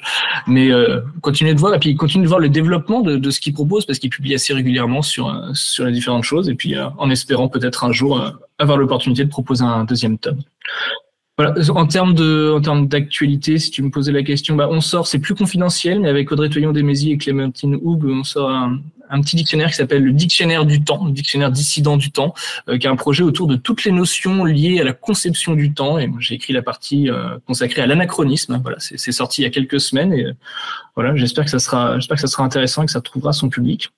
Et puis sinon, effectivement, comme tu le disais, c'est la sortie du bouquin, l'actualité ici, qui est sorti ce vendredi. Et l'annonce que je dois faire, parce que sinon Barry va m'arracher les yeux, c'est de dire qu'on sera le 16 et le 17 novembre prochain au salon Fou d'Histoire, le marché de l'histoire à Compiègne, pendant les 2 jours du salon, pour faire des dédicaces du livre, en discuter avec vous, parler reconstitution. Donc si vous voulez nous faire un coucou et passer discuter, voir le livre, si vous l'avez déjà acheté, vous pouvez l'amener, on vous le signera quand même et on vous en voudra pas. Voilà, ça sera l'occasion de continuer les échanges. Ouais, et puis en plus, ce sera l'occasion aussi de découvrir un beau festoche, parce que c'est des gens qui sont passionnés, qui sont à la tête de tout ça, et vraiment il y a plein de choses super bien à faire sur place. Mon cher Martin, est-ce que tu as peut-être un mot de la fin, quelque chose que tu aimerais dire avant qu'on se quitte? Je pense qu'on a quand même pas mal discuté de plein de sujets. Je ne sais pas s'il y a quelques questions qui traînent encore dans le live ou pas. Peut-on faire de la reconstitution en tant que bénévole? Bien sûr. Oui. Tout à fait. Voilà, peu importe les moyens que vous pouvez y mettre ou pas, comme on le disait, il y a beaucoup de do-it-yourself aussi. Et puis, est-ce qu'il y a pas de, alors il y a pas de fédération française de la reconstitution, mais est-ce qu'il y a un endroit, peut-être un site ou je ne sais pas, où on peut trouver l'asso la plus proche de chez soi sur une des thématiques dans laquelle on a envie de plonger? Le problème, c'est que c'est assez incomplet en fait dans les différentes listes qui sont proposées. Donc il vaut mieux essayer de se renseigner par le bouche à oreille, par les différents réseaux Facebook des différentes associations pour essayer de savoir qui est proche de chez moi, sachant qu'il y a des associations qui ont quand même des très grands rayons d'action qui sont présentes socialement dans un endroit mais qui rayonnent dans toute la France. Donc faut pas forcément s'arrêter à ce qu'il y a de plus proche de chez nous. Le mieux, si vous voulez faire de la reconstitution un jour, c'est d'aller sur des festivals de reconstitution, de discuter avec les gens, de voir si vous vous entendez avec eux, et puis de mettre le doigt dans l'engrenage. Bien, mon cher Martin, sur ces bonnes paroles, je te remercie encore pour le temps que tu nous as accordé aujourd'hui. Bah, merci à toi, c'était un plaisir de discuter de tout ça. Voilà, on aurait pu en parler pendant 8 heures, c'est le problème. Oui, alors ça, je me rends compte vraiment que même sur des sujets qui de prime abord ne m'intéressent pas beaucoup à titre perso, ce qui n'est pas le cas avec la reconstitution parce que ça m'intéresse, et ben même ça, souvent t'es pris dans le truc, et de toute façon, en parler 8 heures avec quelqu'un qui est passionné, c'est relativement facile. Voilà. Bah, encore merci pour l'invitation à l'occasion de la sortie du livre, et puis à une toute prochaine fois. Je te rappelle qu'on est en ce moment, nous, à titre professionnel, sur le projet de redéploiement du musée de la tapisserie de Bayeux, qu'on rouvrira en 2027, et que tu seras le bienvenu à titre professionnel ou personnel pour venir voir ça quand on ouvrira. Ah bah écoute, ce sera avec plaisir, parce qu'effectivement c'est un méga gros chantier qui est prévu sur la tapisserie de Bayeux, et je pense que la nouvelle Céno mettra encore plus en valeur cet incroyable objet qu'est la tapisserie de Bayeux, et que moi vraiment, si vous l'avez jamais vu en vrai, n'hésitez pas à aller la voir, parce que du coup il y a un moment donné où elle sera plus visible. Ah oui, on ferme le musée le 31 août 2025 et on rouvrira seulement à la fin de l'année 2027. Donc pendant 2 ans, effectivement, elle sera pas visible. Donc si vous voulez la voir, il faut la voir avant qu'elle ferme, ou alors il faut venir voir fin 2027, début 2028, dans le cadre du nouveau musée. Ouais, donc n'hésitez pas à vous bouger pour y aller, parce que vraiment ça vaut le coup et c'est juste hallucinant. On vous remercie encore de nous avoir suivis et on se retrouve très bientôt sur la chaîne. Merci Martin, salut tout le monde, ciao.